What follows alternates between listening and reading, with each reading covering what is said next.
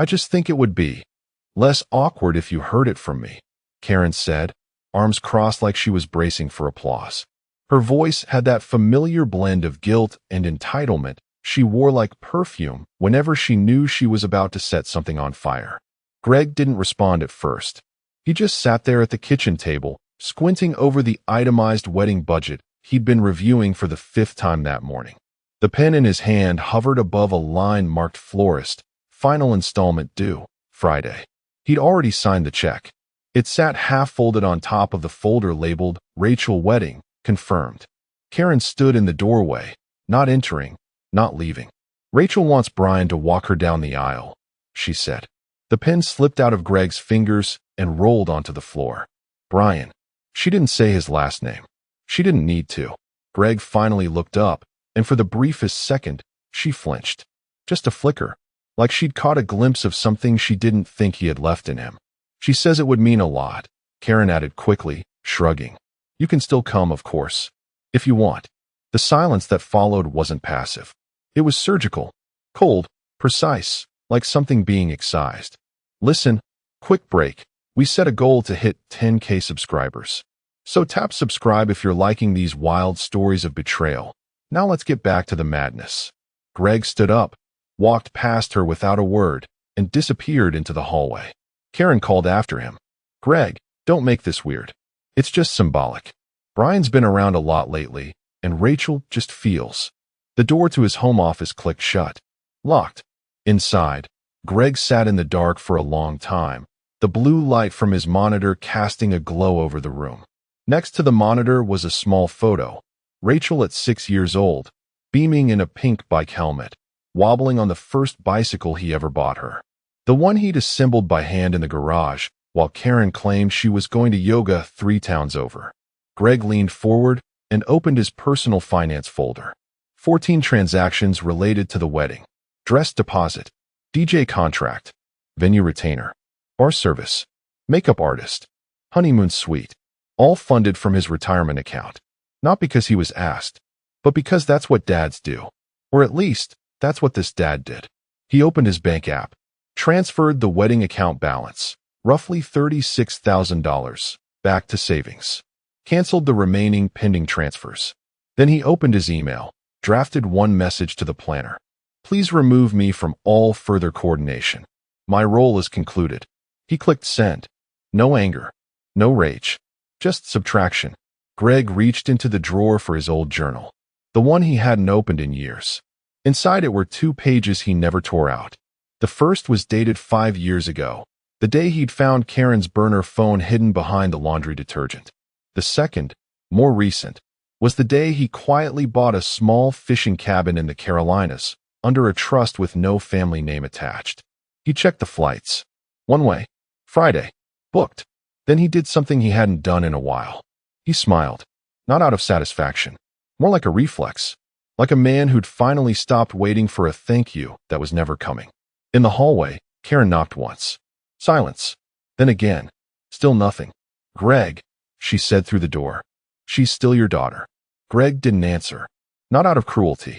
Because at that moment, he genuinely wasn't sure if that was still true. At 6:42 a.m., Greg stood in his garage, staring at the old red toolbox that had once been Rachel's favorite hiding spot for her crayon drawings. The drawer stuck now. Everything stuck lately. His truck's key fob was still on the hook, right where it had always been. But the envelope taped underneath the shelf was new. Labeled, Cabin, Contingency Plan. Inside, deed copy, access code, burner phone, cash. He didn't hesitate. By 7:03, the last check, the caterer's, was voided in his online banking portal. Per client request. Services no longer required. That's all he wrote in the notes. Just like the others. He called the planner next. Her voice, too cheery for someone who'd clearly spent the last month bleeding him dry. Mr. Whitaker, we're on track for rehearsal dinner. Just a few confirmations for the... I'm stepping away from this, Greg said. Pause. I'm sorry. You'll need to reassign your point of contact. I won't be participating further. Another pause. But, I was told you're covering. You were misinformed. Then click. Next, his attorney. Morning, Doug. Need a quick amendment. Rachel's out. Everything goes to charity. Hospice fund in Cincinnati. And remove Karen's survivorship clause. Doug's silence on the other end was almost impressed. Greg, are you sure? I've never been more sure of anything I've done. By noon, Greg had closed 4 financial accounts, updated his estate directive, forwarded his mail to a P.O. box 2 counties over, and sent one last transfer from his joint checking, $117.32. Just enough to avoid suspicion, not enough to do damage. Then came the final step, the one that felt surgical. He opened an old, unmarked folder on his desktop. Rachel First Car, title. He stared at the scanned bill of sale for the silver Civic he bought her after graduation, the one she totaled last year. She never paid him back, never even said thanks. Just said, "You're the dad? Aren't you supposed to?" He deleted the file, like it never existed. That night, Karen knocked again, not as gently this time. "Greg, come on. You've made your point. She didn't mean to hurt you. You can still be there. Just let Brian." Still silence. By morning, Greg was gone. The truck wasn't. He didn't take the obvious route. That would have been theatrical. Instead, a cab showed up at 5:40 a.m., headlights off. He took one bag. No goodbye, not even to the dog. At 9:12 a.m., Karen opened the fridge and found his note taped inside.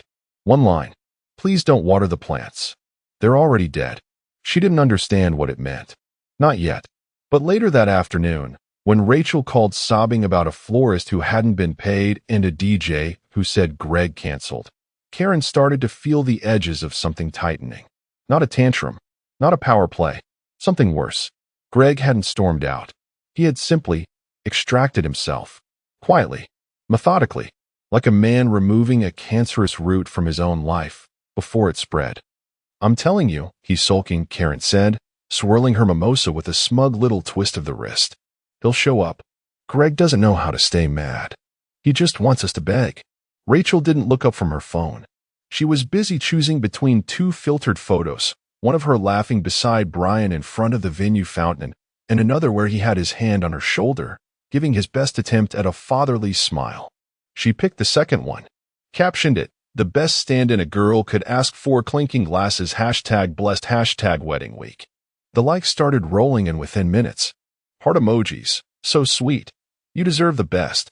Not a single mention of Greg. At the boutique, the mood was light.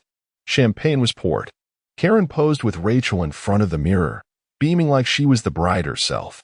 "Greg would have hated this," she said with a laugh, adjusting the strap on Rachel's dress. All the fuss, the fittings, the color swatches, he'd have made that grimace like he was passing a kidney stone. The bridal assistant returned moments later, her smile tight. "Sorry to interrupt, but we haven't received the final installment on the gown. Our system's showing the invoice as disputed." Karen blinked. "No, that can't be right. My husband," she stopped. "My ex-husband paid that weeks ago." "I'll double-check," the assistant said, already walking away. Rachel brushed it off. "It's just a glitch. He probably used the wrong card."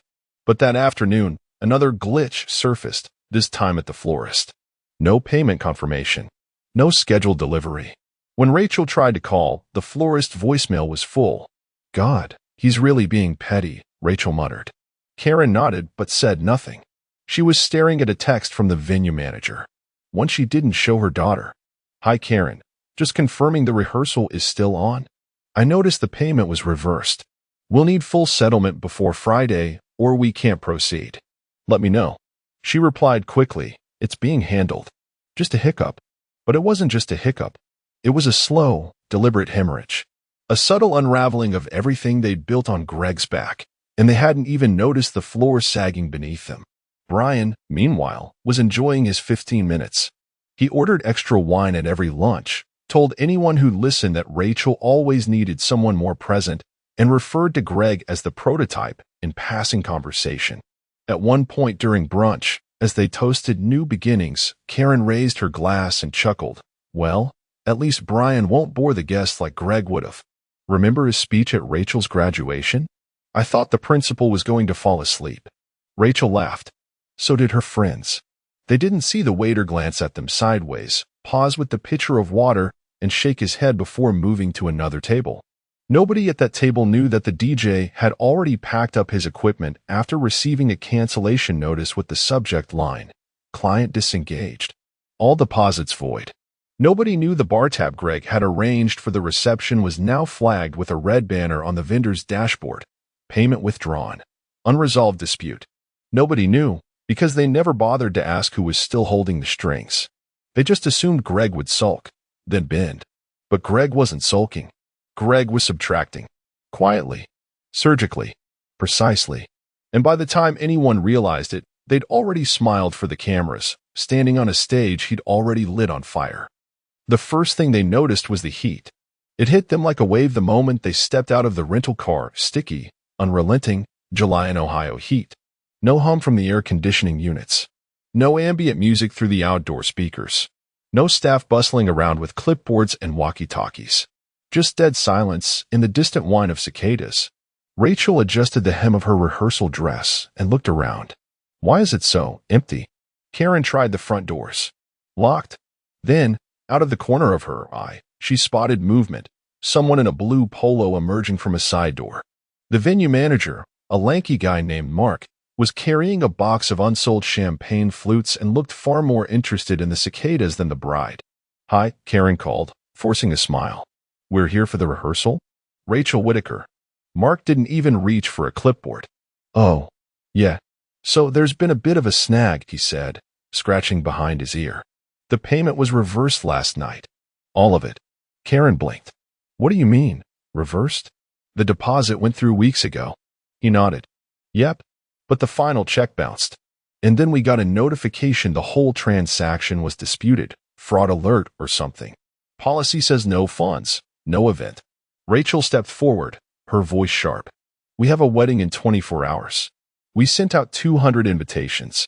The dress fitting is at 6. The officiant is flying in from Atlanta." Mark raised both palms like a man trying to avoid stray bullets. "Hey, I'm just the messenger. We sent 2 follow-up emails. Got no reply. I'd let you in, but my manager's strict. If we host a rehearsal with a flagged account, we're liable." Karen's voice trembled. "Let me just make a call." She stepped away, dialing Greg for the 5th time in 3 days. Voicemail. Again. She left no message. There wasn't much to say. Rachel was pacing now, heels clicking like gunshots against the concrete. Where the hell is the florist? They were supposed to deliver the arch and the centerpieces by noon. Karen tried her number. Straight to voicemail. Rachel screamed into the sky. "Unbelievable. I swear to God, if Greg is doing this to punish me." But before she could finish, her phone buzzed. Text from Melissa, Florals and Design.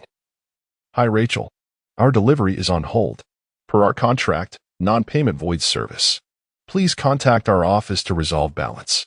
We're happy to assist once cleared." Rachel threw the phone at the ground. It bounced once, cracked the screen. Brian, ever the dependable fill-in, was conspicuously absent. Karen tried his number. It rang 3 times before going to voicemail. She left a breathless, panicked message. "Brian, we're at the venue. It's locked. Everything's a mess. Please call me." No response. She looked around. Guests had started arriving, parents of the groom, cousins, one elderly aunt with a walker and a bad knee. People with nowhere to sit, nothing to rehearse, no idea why they were standing in 91-degree heat under a powerless pavilion. And then, just to really complete the picture, the sprinkler system kicked on at the far end of the garden, soaking the folding chairs Greg had once insisted on upgrading to something dignified. Karen pulled out a tissue, dabbed her forehead. Rachel sat on the concrete, dress rumpled, makeup sliding, eyes vacant. For the first time, neither of them said a word. They didn't need to, because in that moment, it was unmistakably clear. Greg wasn't coming, and he hadn't just withdrawn. He had dismantled the entire operation while smiling in their faces. Everything had looked intact until they tried to use it. Now it was nothing but props. A wedding-shaped mirage. And they were the only ones still pretending it was real. By noon, the parking lot was full of confused guests in pastel dresses and borrowed suits, fanning themselves with folded programs that read, "Rachel and Brian, a new chapter." The ceremony was supposed to start at 1 o'clock. At 1:12, the DJ table sat empty. No booth. No speakers. Just a plastic folding chair with a tangled AUX cable tossed on top like a relic from a forgotten era. The string lights strung across the ceremony arch flickered sporadically, half of them dead, the rest dim and sputtering like they were powered by a dying car battery. A few guests murmured, looking at each other. Was this the aesthetic? In the bride's makeshift prep room, a converted janitor's closet inside the venue's side wing, Rachel was crumpled in a cheap velvet chair, mascara streaked down both cheeks, hair still in curlers. Her dress was still at the boutique. Karen had tried to pay for it that morning, card after card. Declined. Every one. The boutique owner, politely but firmly, had said, "We can't release it until the balance clears." "I'm sorry." So Rachel now sat in an emergency dress, a department store bridesmaid gown 3 sizes too big, pinned at the back with binder clips. She looked like a child playing wedding with her mother's old nightgown. "I can't go out like this," she whispered, voice shaking. "People will laugh." Karen crouched beside her, smoothing her shoulder. "They won't laugh, honey. They'll understand." Rachel looked up, red-eyed. "Where is Brian?" The door creaked open. Speak of the devil. Brian stumbled in, dress shirt half-buttoned, sunglasses still on, reeking of whiskey and bad decisions. He had a to-go cup from a local pub and an unlit cigar tucked behind one ear like some midlife pirate. "Ladies," he slurred, arms wide. "We ready to do this?" Rachel bolted upright. "Are you drunk?" "Just a couple nerves, sweetheart." "I mean, this is kind of a lot, right?" He looked around the janitor's closet like it was a 4-season suite. "I gotta be honest, I don't feel great about being, like, a replacement dad. I mean, I didn't raise you." That was Greg. He said Greg's name like it was a curse, like he couldn't stand the taste of it in his mouth. Karen stood. "Brian, not now." But he wasn't finished. "This whole thing's weird. I thought I was here to help, not to become the guy." He gestured vaguely toward the half-lit reception hall. "It's like everyone's pretending." Karen grabbed his elbow, hissing, "You need to pull it together." Out at the altar, the officiant stood awkwardly beneath a deflating floral arch. Guests shifted in their seats, whispering. The groom, Rachel's high school sweetheart, now visibly sweating through his tuxedo, checked his watch again. Still no music. Still no food. No announcements. No bride. A waiter passed by with a single tray of finger sandwiches, leftovers from a separate event the day before. A bridesmaid grabbed 2 and stuffed them in her clutch. The officiant approached the groom. "Should we delay?" The groom didn't answer. The shame was no longer subtle. It was tangible, sticky, hanging in the humid air like the smoke from Brian's unlit cigar. One by one, people began to realize something was off, not just a little disorganized wrong. By 2:10, an elderly uncle had already left. By 2:20, the flower girl's mother was loudly asking whether this is some kind of prank. And by 2:30, someone finally whispered what they were all thinking. "Where's the father of the bride?" No one had the answer. But the absence was no longer silent. It had become a performance. And the performance was a tragedy. The first digital pebble that started the avalanche came from Rachel's cousin, Megan, the one with the perpetually dyeing hair and an online presence as dramatic as her perfume. At 3:04 p.m., while standing outside the powerless venue holding her melted makeup kit, Megan fired off a tweet between bites of a soggy cucumber sandwich. Bride's real dad bailed on the wedding, paid for everything, then pulled the plug because she picked her mom's affair partner to walk her down the aisle. This town is unhinged. Hashtag Whitaker wedding, hashtag awkward AF. It went viral in under an hour. Locally viral, sure.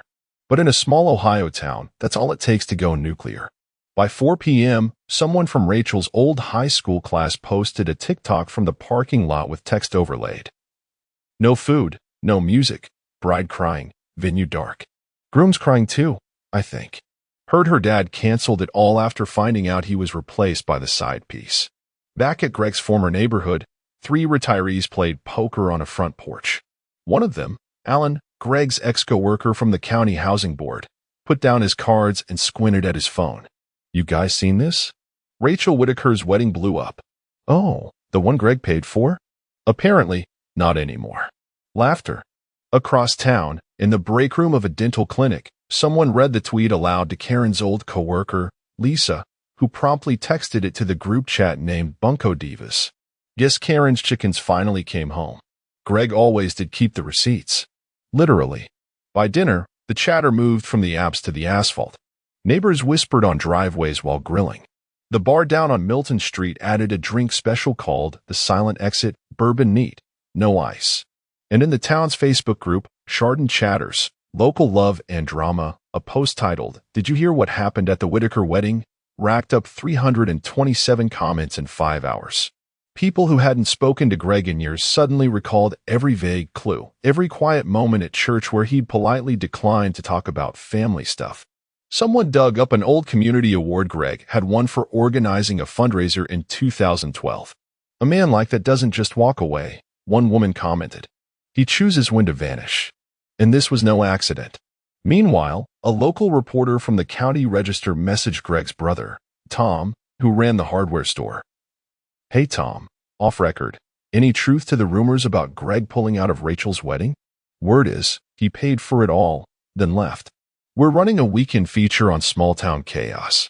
Tom didn't reply. He just locked his phone, stared at the counter for a long moment, then quietly flipped the closed sign. He knew Greg wouldn't say a word. That was the worst part for Karen and Rachel. He hadn't screamed, hadn't stormed out, hadn't even defended himself. He had simply let the weight of their own actions drop, like gravity pulling a chandelier down from a fraying cord. And now, with every tweet, every whisper, every post, that chandelier was falling fast. And the whole town had a front row seat. By 6:15 p.m., what remained of the reception looked like the aftermath of a school fundraiser gone terribly wrong. The chairs were still out, scattered and half-occupied by dazed relatives chewing through vending machine trail mix. The venue's emergency lights flickered like a dying bug zapper above the dance floor, which was, ironically, immaculate, untouched, and painfully silent. There was no music, no dinner, no laughter, just the low-grade murmur of guests trying not to say what they were all thinking. This wedding is a corpse, and no one had the decency to bury it. Karen stood near the gift table, staring blankly at the untouched stack of monogrammed favors, engraved keychains that now felt sarcastic. "R&B, forever starts today," she cracked. No slow burn, no gradual unraveling, just a full, gasping collapse into the white chair next to the unplugged sound system. She began crying, the kind of cry that makes strangers look away and friends pretend they didn't see it. Full body, shoulders shaking, makeup running, a jagged mess of moans and swallowed sobs. Nobody moved to comfort her, because by now, even her oldest friends weren't sure what side they were on. Inside the bridal suite, the air smelled like hairspray and panic. The room was hot, overheated from the broken HVAC, and Rachel was pacing barefoot on the tile, holding her phone like it was a lifeline. She had tried calling Greg 4 times already. This was the 5th. Still no answer. Straight to voicemail. She didn't even leave a message. What could she possibly say? "Sorry I used your money to hand your roll to the guy who slept with your wife? Hope you're enjoying the beach while we rot in public?" She slammed the phone down on the vanity and stared at herself in the mirror. The department store dress clung awkwardly to her back, where it had been pinned. One of the clips had slipped, and now it gaped open slightly, revealing the skin Greg once kissed goodnight after reading her bedtime stories about talking frogs and brave little girls. Outside the suite, Brian was pacing, red-faced and swaying. "I told you this was a mistake," he barked. "I'm not built for this kind of pressure. I was trying to help. Not. What did you think this would feel like? Huh? That we'd just swap Greg out like a light bulb and no one would notice the room got colder?" Rachel shoved the door open and glared at him. "You wanted to do it. You said yes." "I said yes because you asked me to," he snapped. "You, and your mom, and your stupid idea of a picture-perfect moment. I didn't think he'd actually vanish. Who does that? He paid for the whole damn wedding, Brian. Every inch of it. And I didn't even realize until the goddamn DJ vanished like Houdini." "Well, maybe he finally realized what everyone else already knew," Brian muttered. "That no one appreciates him." Rachel stepped back like he'd hit her. And in the hallway, someone opened a door too loudly. A guest shuffled past them with a paper plate holding a single dinner roll and 2 melted peppermints. This was no longer a wedding. This was a wake. Karen locked herself in the suite and refused to come out. When the groom eventually approached the door, timid, pale, sweaty, Karen just shouted, "Go home." And then, silence. Rachel tried Greg again. Still voicemail. She stared at the blank screen, fingers trembling, and whispered, "Dad, please." But the phone didn't ring. Greg's silence wasn't the absence of sound. It was a mirror, and it was finally showing them exactly what they'd become. Sunday morning, while Rachel lay curled on the floor of the bridal suite, still in the wrinkled dress, surrounded by wilting roses and unfinished apology drafts, a photo appeared on Facebook. It wasn't posted by Greg. It came from a man named Dave Holloway, an old fishing buddy from his construction days, who had no interest in drama and barely knew how hashtags worked. The picture showed Greg in a windbreaker, holding a striped base with both hands, grinning like someone who had just remembered what peace felt like. The Atlantic glimmered behind him, calm and wide and indifferent to the wreckage he'd left behind in Ohio. The caption was simple. Greg came down last minute. Said he needed air. Best weekend I've had in years. There was no mention of weddings, no references to Rachel, Karen, or even the implosion. Just joy. Clean, unashamed joy. It took 12 minutes for someone to screenshot it and text it to the Bunko Divas group chat. 20 for it to appear in the Chardon Chatters Facebook group with the caption, "While the wedding burned down, Dad went fishing." By lunch, it was on Twitter, paired with a side-by-side image of Rachel's crumpled figure at the reception and Greg's serene grin by the sea. The meme format did the rest. Left the bride, caught a base. The fish respects him more than his family did. Mood. Greg with a beer in hand while Ohio burns. Karen's friend Melanie texted her the screenshot without a word. Just the image and the timestamp. Karen stared at it for a long time before throwing her phone against the closet wall. Back in town, even the people who had initially tiptoed around the drama were now openly talking. The bar's chalkboard read, "Greg's gone fishing, whiskey shots special $6. Greg's former co-worker Alan commented under the photo, "This is what grace under fire looks like." Someone from the church choir posted, "He was always the quiet one. Guess he found the loudest way to speak." That afternoon, a local journalist finally got brave enough to try. She sent an email to the forwarding address she'd obtained through public records. Polite, professional. "Hi Greg, I'm running a feature about the Whitaker wedding. There's a lot of chatter. Would love your side of things." Even just a quote. Greg read it while sitting on the cabin porch, salt air in his lungs, his coffee still warm in the mug. He didn't reply. He didn't delete it, either. He just closed the laptop and went back to whittling the driftwood in his hand. It wasn't a hobby. Just something to do that didn't involve thinking about people who traded loyalty for spectacle. His silence traveled faster than any scandal. It became legend. Because he didn't need to scream. The wreckage did it for him. And with every unanswered call, every image of him smiling by the ocean, every public meltdown back in Ohio, his calm became radioactive. Not out of spite, but because, finally, Greg Whitaker had stopped explaining himself. And when a quiet man stops explaining, people finally start listening.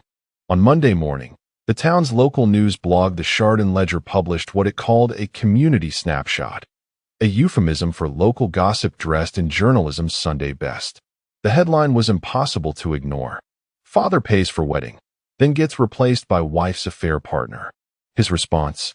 Vanish and cancel everything. It didn't name names, but everyone knew. Photos accompanied the article. A dimly lit venue, a crumpled guest list, wilted flowers dumped in a side alley trash can. A blurry screenshot of the infamous Facebook fishing photo. The final blow, a cell phone picture of Rachel, disheveled and crying in what looked like a janitor's closet. The reporter had done her homework. The article was careful, no slander, no wild claims. Just dots connected with surgical precision. Receipts referenced. Quotes pulled from public posts before they were deleted. Even a line from Meghan's viral tweet. Within hours, the Ledger's website crashed from traffic.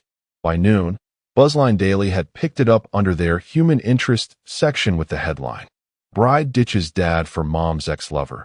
He quietly destroys the wedding from behind the scenes." That's when it really blew up. Twitter lost its mind. This man is Thanos in a flannel shirt. Greg didn't get mad. He got legendary. Silent revenge is the most powerful genre. The story began circulating through Reddit threads, group chats, and even meme pages typically reserved for jokes about dads falling asleep during NCS. Some therapist with a blue checkmark tweeted, "What this man did was not revenge. It was self-respect hitting its boiling point." Meanwhile, Karen sat in Rachel's guest bedroom, curtains drawn, lit only by the glow of her iPad screen and her shame. Every ping from her inbox was another notification she didn't want. She hadn't even opened Facebook that morning. Someone else had sent her the article in a text, with nothing but a skull emoji. She tried logging in to respond. A post, a comment, anything to shift the narrative. But it was pointless. The top comment under the Ledger article had 14K upvotes. She didn't just burn the bridge. She handed the matches to her affair partner and asked her dad to build the damn thing first. Rachel, in the kitchen, refreshed her own socials in a panic. The comments were brutal. Daddy's money, but not daddy's walk. Hope that DJ accepts tears as payment. Imagine replacing your actual dad with the guy who broke up your parents and thinking there wouldn't be consequences. She deleted her Instagram, then Twitter, then TikTok. Karen followed soon after. But by then, the screenshots were already everywhere. The internet doesn't care if you delete something. It remembers. And in every group chat, message board, and headline, the message was the same. Greg hadn't gone nuclear. He'd simply disappeared, and his absence echoed louder than any explosion. He didn't fight to defend his honor. He let their betrayal rot in daylight, uninterrupted. And now, with the entire country watching, Karen and Rachel realized something far worse than being humiliated. They'd underestimated a man who never raised his voice, because he'd never needed to. He knew silence would finish what their cruelty started. It was 3 weeks after the wedding that wasn't when Greg finally returned to town. He didn't announce it. No Facebook check-in, no calls, no knocking on old doors. He simply needed lumber. The back porch of the cabin had a soft spot in the planks, and there was something almost poetic about fixing your own foundation while others watched theirs rot. So he parked his truck outside Holbrook's Hardware, same as he had for 20 years, and walked in like a man who had never left. The bell above the door jingled. Everything smelled the same: pine, rubber, and dust. The kind of place where time moved slower, or maybe just refused to move at all. He was in aisle 7, comparing cedar boards, when he heard the unmistakable voice behind him. Not loud, not angry, just broken. "Dad?" Greg didn't turn right away. He stared at the grain of the wood in his hands. It was clean, unblemished, straight. No knots, no rot, something reliable. He placed it carefully back on the shelf. "Dad, please." The voice cracked mid-syllable. A plea caught in the throat. He finally turned. Rachel stood at the end of the aisle, makeup-free, in faded jeans and an oversized sweatshirt. Her eyes were rimmed red. No wedding ring. Her phone hung limply in her hand like she'd forgotten she was holding it. She took one step toward him, then stopped. "You were right," she whispered. "About all of it." Greg didn't move. His face didn't change. He didn't flinch, or sigh, or shake his head. He just looked at her. Not like a stranger. Not like a father. Like a man remembering that once, long ago, he had stood in a courtroom watching his family choose someone else. Like a man who had silently swallowed the bitterness of being replaced, dismissed, and expected to keep smiling while funding the entire performance. He took a breath. Small. Steady. Then turned back toward the lumber rack. Rachel stepped forward. "Dad, I was stupid. Karen made it sound like." But the words fell apart, because she wasn't even sure which version of the lie she wanted to defend anymore. Greg didn't answer. He didn't need to. He simply picked up the cedar board again, checked the edge, and began walking toward checkout. She followed him, trailing behind like an apology with no legs. "I miss you," she said, desperate now. I didn't know how much until you were gone." Greg paused at the end of the aisle, not to look back, just to shift the board under his arm. Then, without turning, he said one sentence. Not cruel, not loud, just final. "You made that decision before I did." And with that, he walked to the register, paid in cash, and left. No hug, no scene, just a man who had once been left standing in the emotional rubble of his own family, now walking away from the ashes they made without him. And for the first time in Rachel's life, her father didn't offer to fix it. He let her stand alone. The moment the doors burst open, I knew. Not in a slow, creeping way. Not in one of those gut feelings people talk about. No, this was immediate. A collision of realization that knocked the breath out of me. The conference room was too bright, the air too still, and the way Donna stood there, next to her high-priced lawyer, said everything before a single word left her mouth. She was smiling.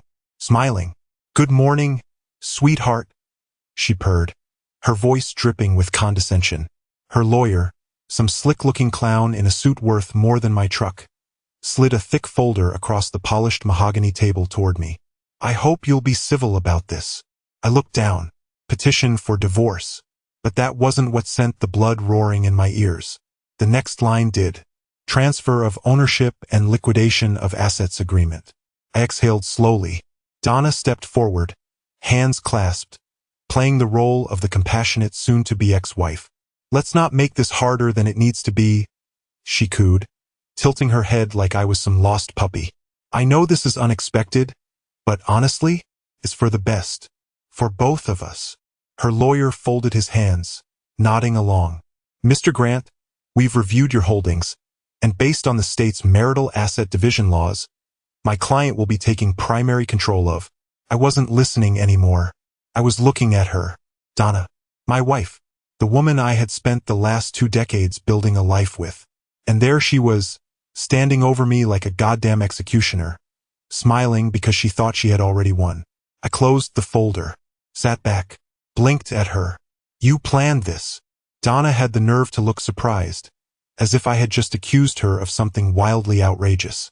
"Oh, come on, don't be dramatic. You planned this?" I repeated, my voice steady. No anger, no raised tone, just fact. Her smile twitched. "Jake, I don't want to fight." The lawyer cleared his throat, trying to take control of the conversation. "Mr. Grant, the terms are quite generous. If you just sign." I laughed. Short, quiet, just enough to make Donna shift on her heels. "You think I'm signing this?" Her lips parted slightly. The first real flicker of uncertainty crossed her face, but she masked it quickly. "This is happening either way," she said, voice softer now. "You can make this clean, or you can make it ugly." I stared at her, and then I saw it. The thing she had been trying to hide behind that carefully curated expression. Fear. I leaned forward, just enough for my voice to drop. "Donna," I murmured. "How stupid do you think I am?" The way she inhaled sharply. That was the first real answer she had given me all morning. Her lawyer, poor bastard, tried again. "Mr. Grant, we are prepared to file an injunction that—" I ignored him, didn't even look his way.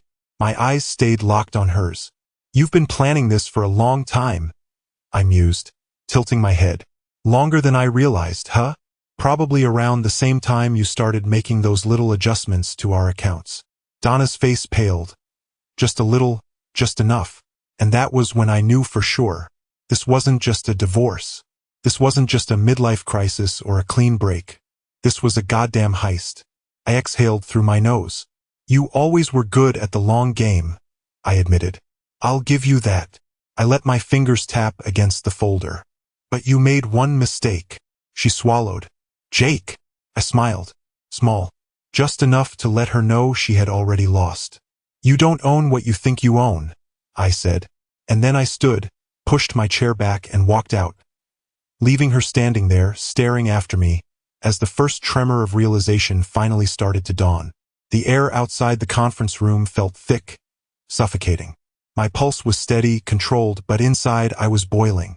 Donna thought she had me, thought I was just some clueless mechanic who'd roll over and hand her everything without a fight. Thought I'd panic, beg, maybe even break down like some helpless fool. But what she didn't know, what she could never understand, was that I had already seen this coming. 6 months ago. I didn't figure it out all at once. It wasn't some dramatic moment of discovery. No suspicious texts. No hotel keycards left on the nightstand. No whispered phone calls when she thought I was asleep. It was subtle. A look, a hesitation, a misstep.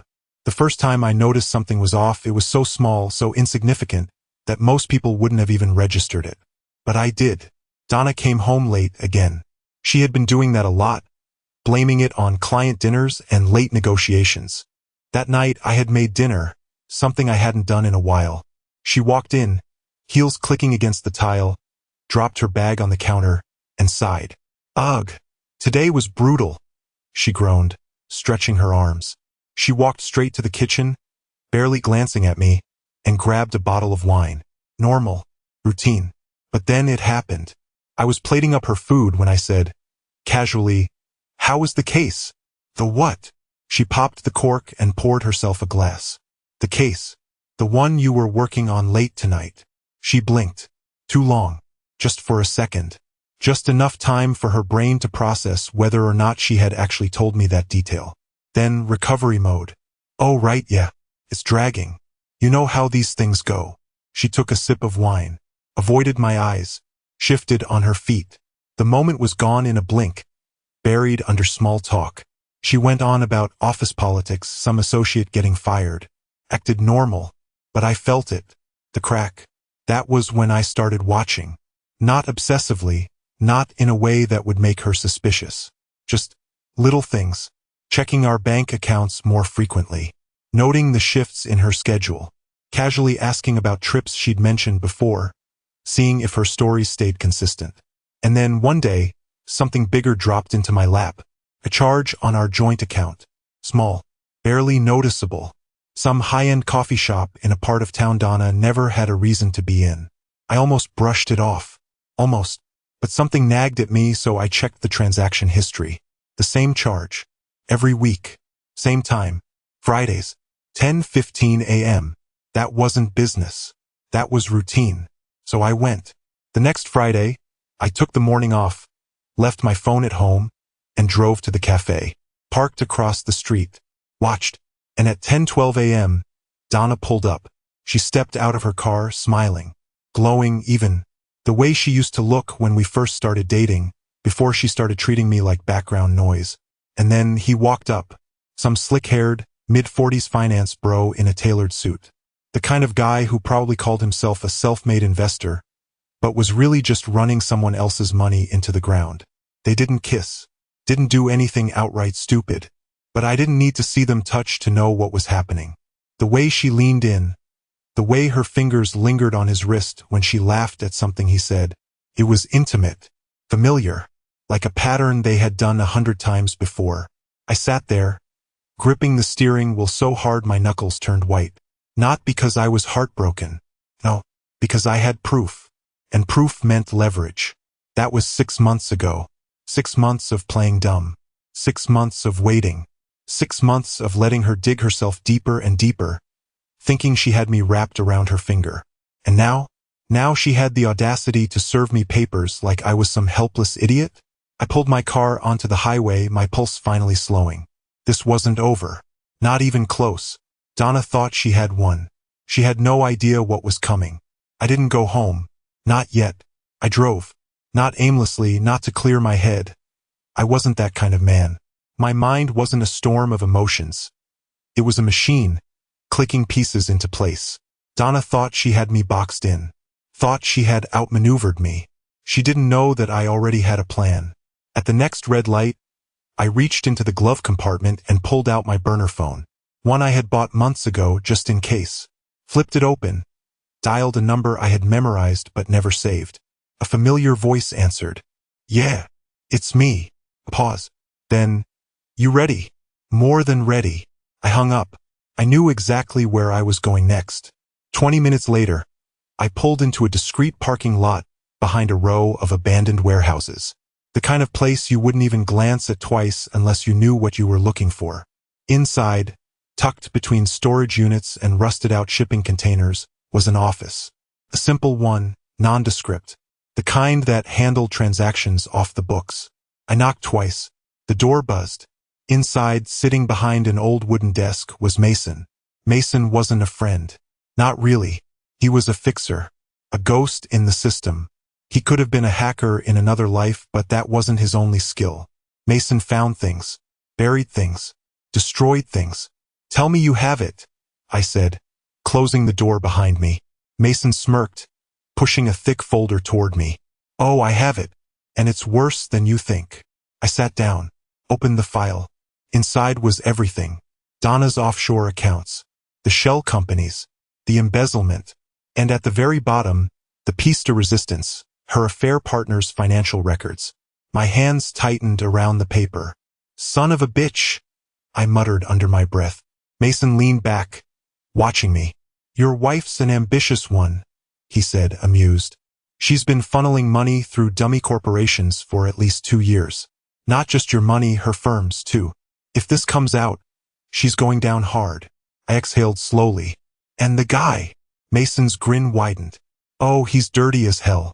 Failed investments, fraud allegations, and get this, he's already under quiet investigation for securities fraud. If someone were to, I don't know, send this information to the right people. He shrugged. That'd be the end of him. I stared at the papers. This was it. The leverage I needed. Donna wasn't just planning to leave me. She was planning to gut me. Drain everything I built, walk away with the company, the money, the house. Everything. But now I had a loaded gun aimed straight at her. I shut the folder and stood. You have backups? Mason scoffed. Please. This isn't my first rodeo. I slipped him an envelope, cash. Enough to make sure he kept his mouth shut. He counted it with a practiced glance and gave me a nod. What's next? He asked. I smiled, slow and cold. Next? I said, heading for the door. Next? I let her think she's won. I didn't go home that night. Instead, I checked into a hotel across town. A quiet place where no one would think to look for me. Not that Donna would be looking. No, she was probably celebrating. Probably sipping some overpriced wine. Toasting to her brilliant victory. Thinking she had just pulled off the perfect con. She had no idea she'd just walked into a trap. I sat on the edge of the bed, staring at the folder Mason had given me. Donna wasn't just a cheater. That much was obvious. She was a goddamn predator. She had been siphoning money out of our accounts for 2 years. That wasn't impulsive. That was deliberate. She had been using my name, my credit, my reputation, to bankroll a lifestyle she had no intention of sharing with me. And her lover?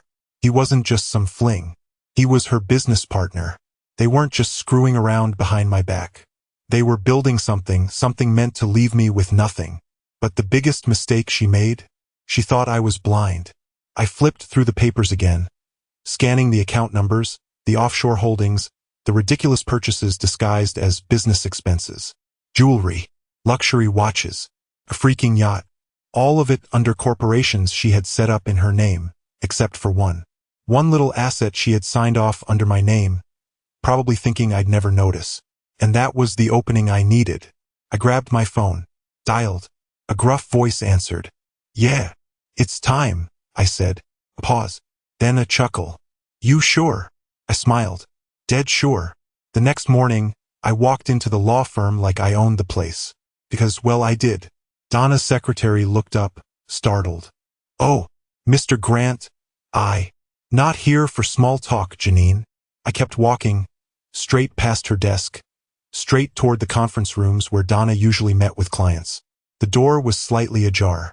I could hear her voice, smooth, controlled, the voice of someone who thought she had the world at her feet.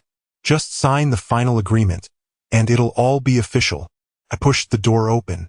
Inside, Donna was sitting at the head of the table, perfectly poised, perfectly polished in her designer suit. Across from her, her boyfriend, the finance bro, was leaning back, smug as hell, signing something with a Mont Blanc pen. They both looked up at me, and Donna had the audacity to smile. Jake, she said, like I was some distant acquaintance she had run into at the grocery store. You're not supposed to be here. I pulled out the chair across from them, sat down. You look comfortable, I said, flicking a glance at her lover. Good investments treating you well? His expression barely flickered. He thought he was untouchable. Donna sighed, like I was a child throwing a tantrum. Jake, I don't have time for. I dropped the folder onto the table. The real folder. The one with every dirty little secret Mason had uncovered. Donna's face didn't change. Not at first. She just tilted her head, glanced at it like it was nothing more than an inconvenience. Then slowly she reached for it, opened it, started reading, and that was when I saw it. The flicker of confusion. then shock, then pure, naked panic. Her fingers tightened around the pages. The finance bro frowned, leaning in. "What is?" "Shut up," she snapped, voice sharper than I'd ever heard it. So that was new. I leaned back, enjoying the way her composure started to crack. "Here's the thing, Donna," I said, my voice calm, steady, dangerous. "You thought you were playing chess, but you didn't realize." I leaned in, smiled. "I've been playing the whole damn board." Her eyes darted across the documents, flipping through the evidence. The fraud, the money laundering, the offshore accounts she thought were hidden. Her hands were shaking now, and then she hit the last page. The one with the signed agreement, her agreement, authorizing a very specific asset transfer. Under my name. It was small, barely noticeable, probably something she had done automatically, never expecting me to dig deep enough to find it. But now it was everything. Donna inhaled sharply. "You?" "Yeah," I said, watching her world start to burn. Her lover grabbed the papers, scanning them quickly. "Wait, what the hell is this?" "That," I said, grinning. "That's what happens when you let your girlfriend handle all the paperwork without actually reading the fine print." He looked at her. "Donna." She didn't answer. Couldn't. Because she knew. I owned her. And this was just the beginning. Donna's hand clenched the folder so tightly her knuckles turned white. Her carefully crafted mask of control was slipping, cracking like thin ice under too much weight. Her lover, the finance bro, was still flipping through the papers, his brow furrowing deeper with every line he read. He wasn't getting it yet. Not fully. But Donna understood. She looked up at me, her breathing shallow. "You?" "Me?" I confirmed, leaning back in my chair, arms crossed. "You really thought I'd just roll over and let you take everything? That I'd let you steal from me, from my company, from my own damn name, and not notice?" She swallowed hard, but her voice remained level. "This doesn't change anything." I laughed. That seemed to unnerve her more than anything.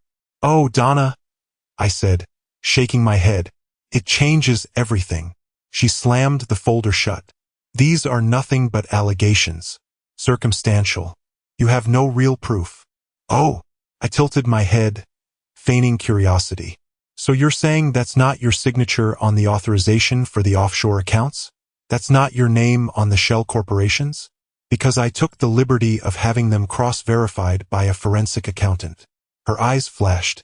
"You had no right." I slammed my fist onto the table. The sharp crack made both of them flinch. "No, Donna," I said, voice like steel. "You had no right. You thought you could rip my life apart, take my company, funnel millions into some hidden accounts, and skip off into the sunset with this."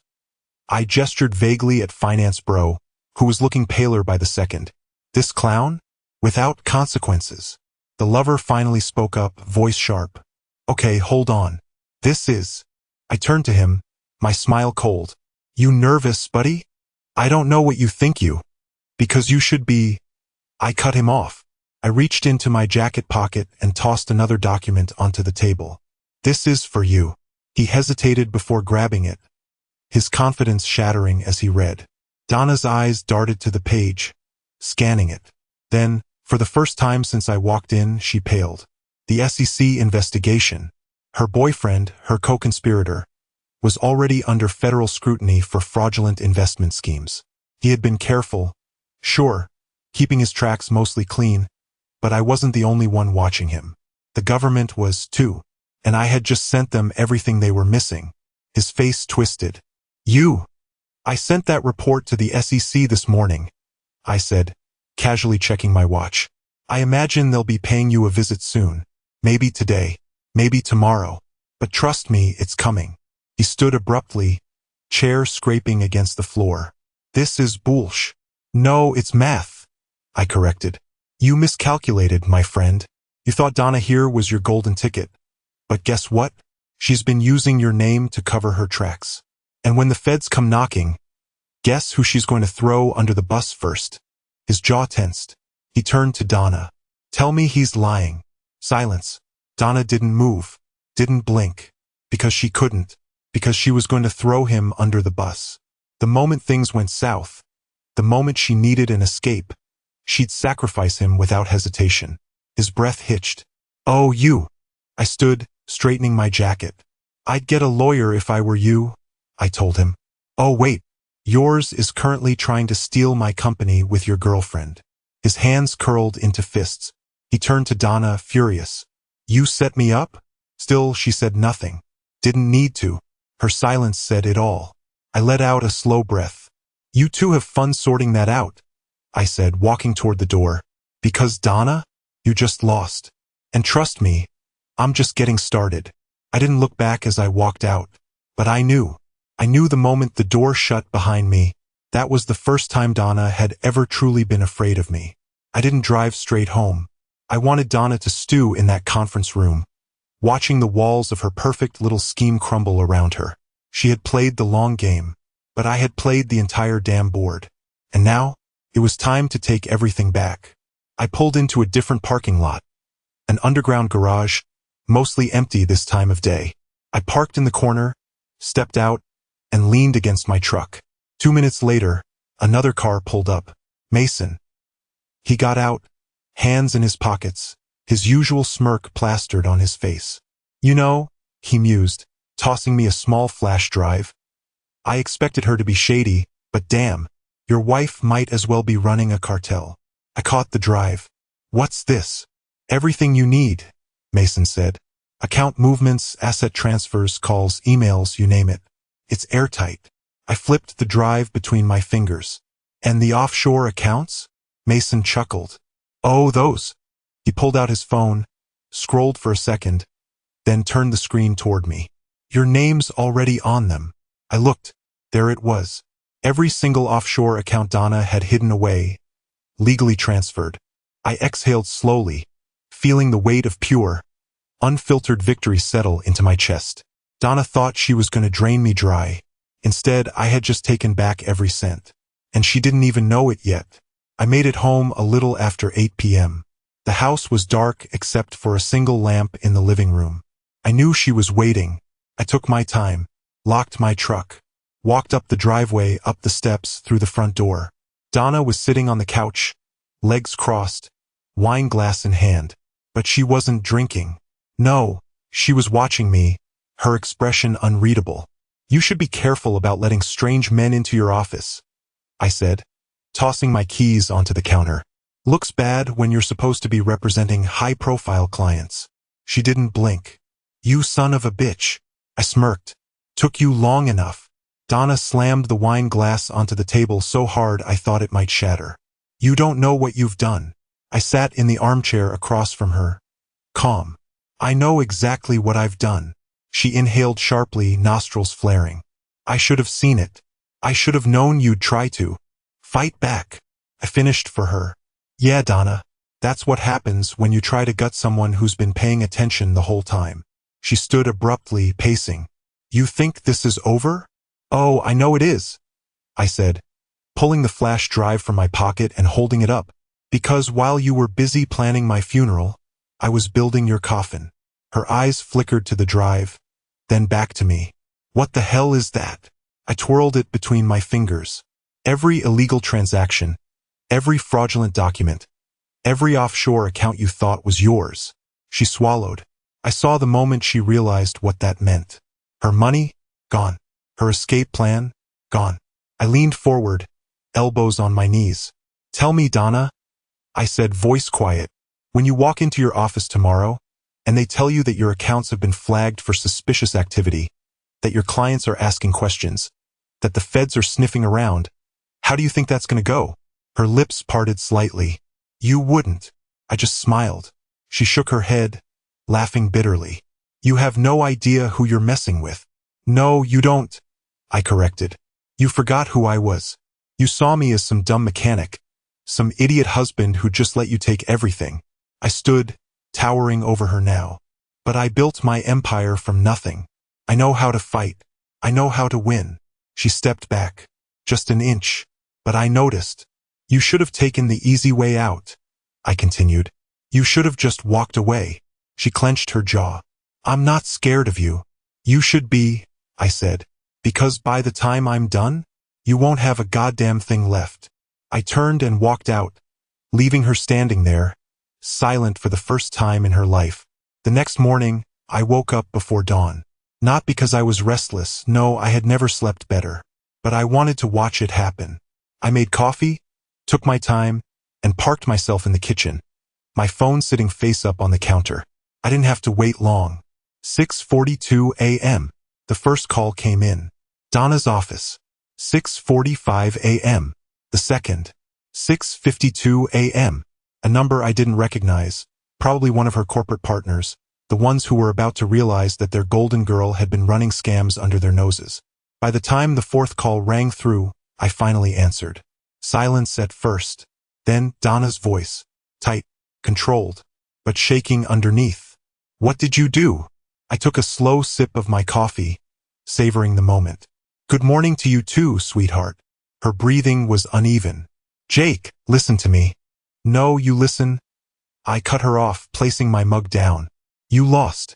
You tried to gut me, tried to steal everything I built. But guess what? You overplayed your hand. You don't understand. No, I understand perfectly, I said. Your accounts? Frozen. Your offshore assets? Reallocated. Your entire career. I chuckled. Hanging by a goddamn thread. She sucked in a breath, and for the first time in our entire marriage, I heard real panic in her voice. You don't know what's coming, she whispered. I leaned back in my chair. Oh, but I do. And right on cue, boom, a new email landed in my inbox. I clicked it open, smiled. Breaking news. High-profile corporate attorney under investigation for financial misconduct. Donna made a strangled sound on the other end of the line. Jake. Oops, I said, grinning. Looks like the press got wind of it. Her breathing turned ragged. You think this is funny?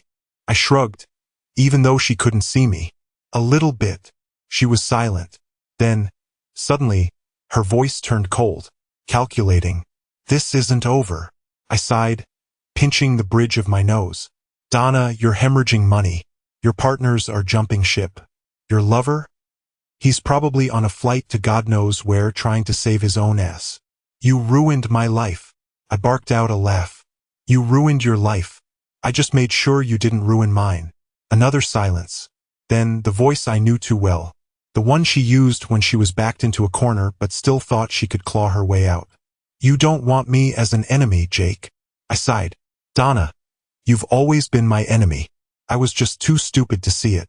Then, before she could say another word, I hung up, and for the first time in a long time I felt free. I barely had time to enjoy the silence before the next strike landed. 7:15 a.m. A knock at my door. Not frantic, not loud, measured, controlled. I already knew who it was before I even checked the peephole. Donna. I let her stand there for a full minute before opening the door. She wasn't the same woman from yesterday. The perfectly polished, untouchable lawyer in her $1,000 suit was gone. In her place, a woman barely holding herself together. Her hair was a little out of place, her lipstick smudged at the corner. She had thrown on a trench coat, but underneath, she was still in the same dress from last night. She hadn't gone home. She had been fighting for her life all night. I leaned against the doorframe, arms crossed. Well, look who it is. Donna pushed past me without a word, storming into the house like she still owned it. I let her. I wanted to see what her next move was. She paced the living room, arms wrapped around herself. Then, finally, she spun to face me. I need you to fix this. I stared at her, blinked once, then laughed. Donna flinched, like she hadn't been expecting that. You need me to fix this? I repeated, stepping closer. You mean the mess you created? The one you planned? She inhaled sharply. Jake, listen to me. No, Donna. I cut her off, voice sharp. You don't get to play damage control now. You don't get to come running back when everything falls apart. You sure as hell don't get to stand in my house and act like I owe you anything. She took a breath, steadying herself. And just like that, the panic in her eyes vanished. And I saw it. The shift. The new strategy forming in her head. She straightened her shoulders, tilted her head, and then smiled. You're angry, she murmured. I get that. I narrowed my eyes. Donna took a step closer, voice dropping to something almost gentle. But you don't want to destroy me, Jake. That's not who you are. I let her talk. I wanted to hear how far she would go. She placed a delicate hand on my chest, her fingers barely grazing the fabric of my shirt, a touch I had once lived for. You and I, she whispered, eyes locking onto mine. We built something incredible together, and I know, deep down, you don't want to throw it all away. I stared at her. The audacity, the nerve of this woman. Even now, even when she was bleeding out in the middle of the battlefield, she thought she could seduce her way back in. Like I was still the man she had been manipulating all these years. I tilted my head. You're right, I murmured, mirroring her tone. Her lips parted slightly. Hope. I let her have it, just for a second. Then I took a step back and smiled. But here's the thing, Donna, I continued. I didn't destroy you. You did that yourself. Her jaw clenched. Her mask cracked again. I walked to the counter, picked up the thick stack of documents I had prepared for this exact moment, and tossed them onto the table between us. Donna glanced at them but didn't move. I smirked. Go on. Take a look. She hesitated, but curiosity got the best of her. She reached for the papers, scanned the first few lines, and for the third time in 24 hours, she turned pale. Her grip tightened. What is this? I crossed my arms. That, sweetheart, is the IRS audit request I filed this morning. Her breath hitched. That is the SEC whistleblower report linking you to offshore laundering. She inhaled sharply. That is a motion for full asset forfeiture. I finished. Which means that every single dime you thought you hid, it's now under federal review. Her entire body locked up. She gripped the papers so hard they crumpled. You're lying. I shrugged. Try me. Silence. Thick, heavy, deadly. Then, she snapped. The papers went flying as she lunged toward me, fists clenched, eyes wild. You think you can do this to me? I didn't flinch, didn't even move. She wasn't in control anymore. I stepped forward, forcing her back. Oh, Donna, I said, voice smooth as silk. I already did. And for the first time since I had met her, Donna had nothing left to say. Donna stood there, chest rising and falling, her hands balled into fists. For the first time in her entire life, she was truly, undeniably powerless. I watched it happen, the way her mind raced through every possible escape, every manipulation, every lie she could spin to regain control. But there was nothing left, because I had taken everything. Her money, gone. Her career, about to implode. Her lover, most likely flipping on her as we spoke. And now, she was standing in my house, looking at me, the husband she had spent years underestimating, and realizing that she had made the biggest mistake of her life. Her breathing steadied. A new mask slipped into place. I underestimated you, she murmured, straightening her coat. I smirked. Yeah, you did. She let out a short, humorless laugh, shaking her head. And what now, Jake? You just watch while my life burns? That's it. I tilted my head, pretending to think. I don't know, I said. I was considering grabbing a drink later, maybe a steak. Then, sleeping like a goddamn baby. Her jaw clenched. Then the pivot. Jake, she said, stepping forward, dropping her voice to something soft, almost pleading. You don't want to do this. I raised an eyebrow. Oh? Tell me why. She swallowed, eyes darting toward the stack of legal papers on the counter. The IRS audit, the SEC report, the asset freeze motion. Then she looked back at me and smiled. A slow, deliberate smile. The kind of smile that had fooled me for years. Because I know things about you, she whispered. A pause. Then softly, things that could ruin you too. I almost laughed. Almost. Instead, I leaned against the counter, arms crossed. That so? She took another step closer. You think you're untouchable? She said. You think I don't have leverage? I let out a slow breath. Donna. Her lips curled. You don't get it, do you? She continued, voice dripping with sweet venom. I know everything about you. Every business deal. Every offshore account. She leaned in. Every little secret you thought you could keep from me. Silence. Thick. Tense. Then I grinned. Oh, Donna, I murmured. You just made your final mistake. Her smile faltered just slightly. I turned, reached for my phone, and tapped the screen. The recording started playing instantly. Her voice, recorded crystal clear. Because I know things about you, things that could ruin you too. Her blood drained from her face. I let the audio loop once more. Then I hit send. A notification popped up on the screen. Message delivered. Straight to my lawyer. Donna took a sharp step back, panic seizing her features. Jake, don't. I just did, I said smoothly. Her lips parted, her breath ragged. You set me up? I tilted my head, feigning innocence. Oh, Donna, you just tried to blackmail me. I waved the phone. And now, this little recording just became Exhibit A in the case against you. Her hands trembled. Her mouth opened, but no words came out. For the first time in 20 years, Donna had no comeback. No manipulation. No control. Just defeat. I stepped forward, closing the distance between us. You played your last card, I whispered. And it wasn't good enough. She staggered back like I had physically struck her. I watched as everything sank in, the slow, painful realization that she had just walked into her own goddamn grave. I leaned in, voice dropping low. You lost. And then I opened the door. Get out. Donna didn't move.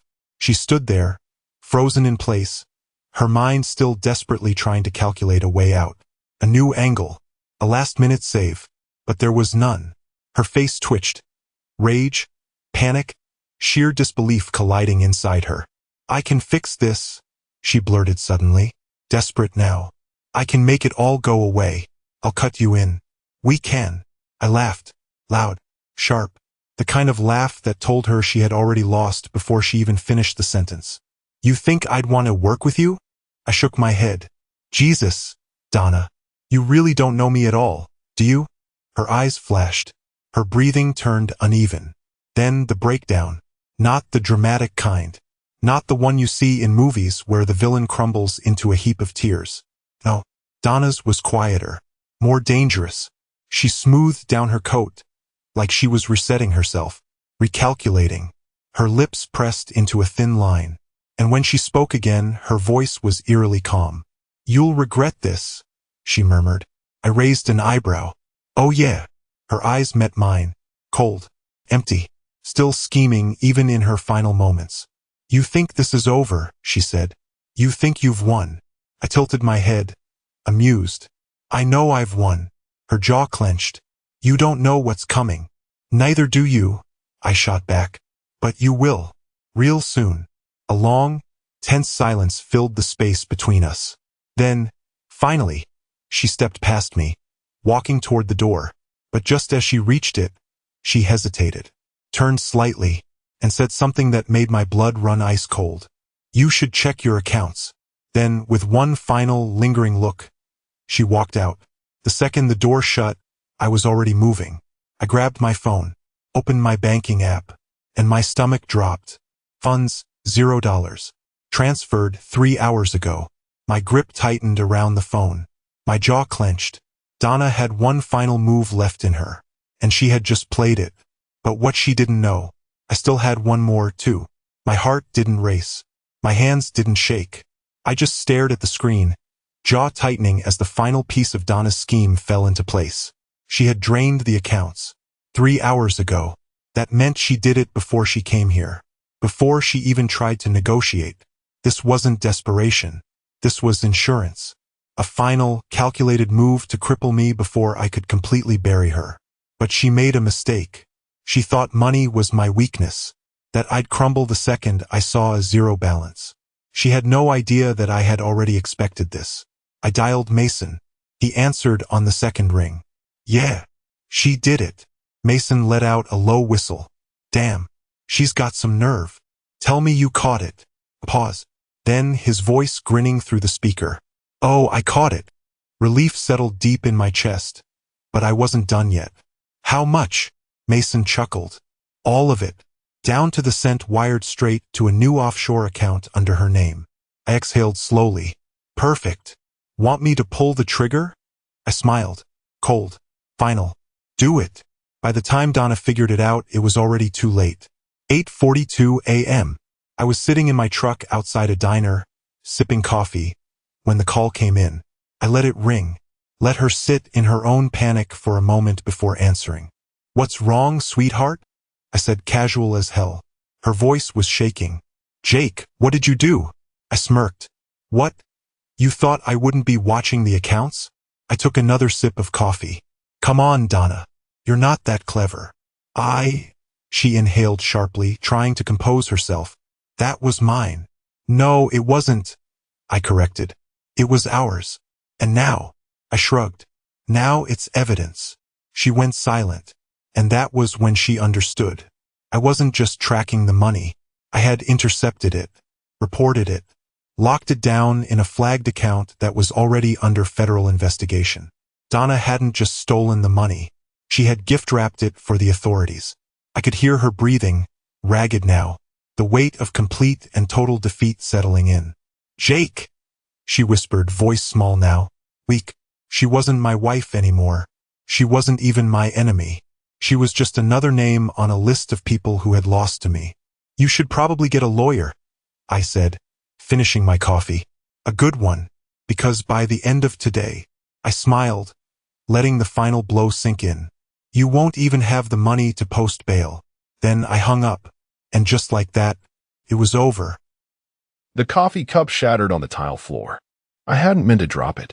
One second I was staring at the message, the next porcelain shards and lukewarm Colombian roast bled out across the kitchen grout like some pathetic crime scene. "The kids and I are spending Christmas with my new boyfriend. Hope you understand." "Understand?" She texted that like she was rescheduling a dentist appointment. I stood there barefoot, the edge of a coffee shard biting into my heel. Not enough to hurt, just enough to feel real. My thumb hovered over the screen. I could already imagine her, phone in hand, probably sitting next to him, waiting for the fireworks. The groveling, the begging. She wouldn't get it. "Listen, quick break. We set a goal to hit 10K subscribers. So tap subscribe if you're liking these wild stories of betrayal. Now let's get back to the madness." I walked to the sink, rinsed the blood and coffee from my foot, wrapped a paper towel around it, and sat down at the kitchen table. And I waited. For what? I don't know. Maybe for the emotion to arrive. Anger, sadness, panic. But it never came. Just a sort of vacuum. A final click in a long broken machine. At 11:42 a.m., I typed one word and hit send. Okay. Then I stood up, walked down the hallway, and opened the study door. It was all laid out, like always. I'd started planning back in July, because unlike her, I don't do anything last minute.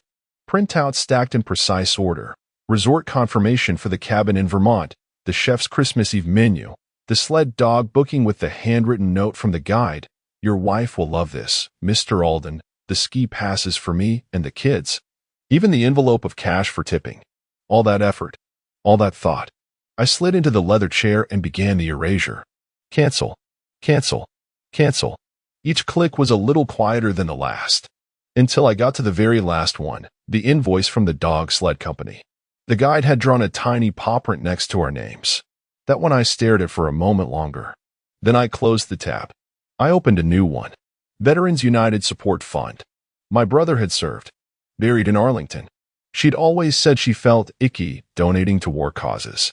I guess her yoga studio didn't vibe with the concept of sacrifice.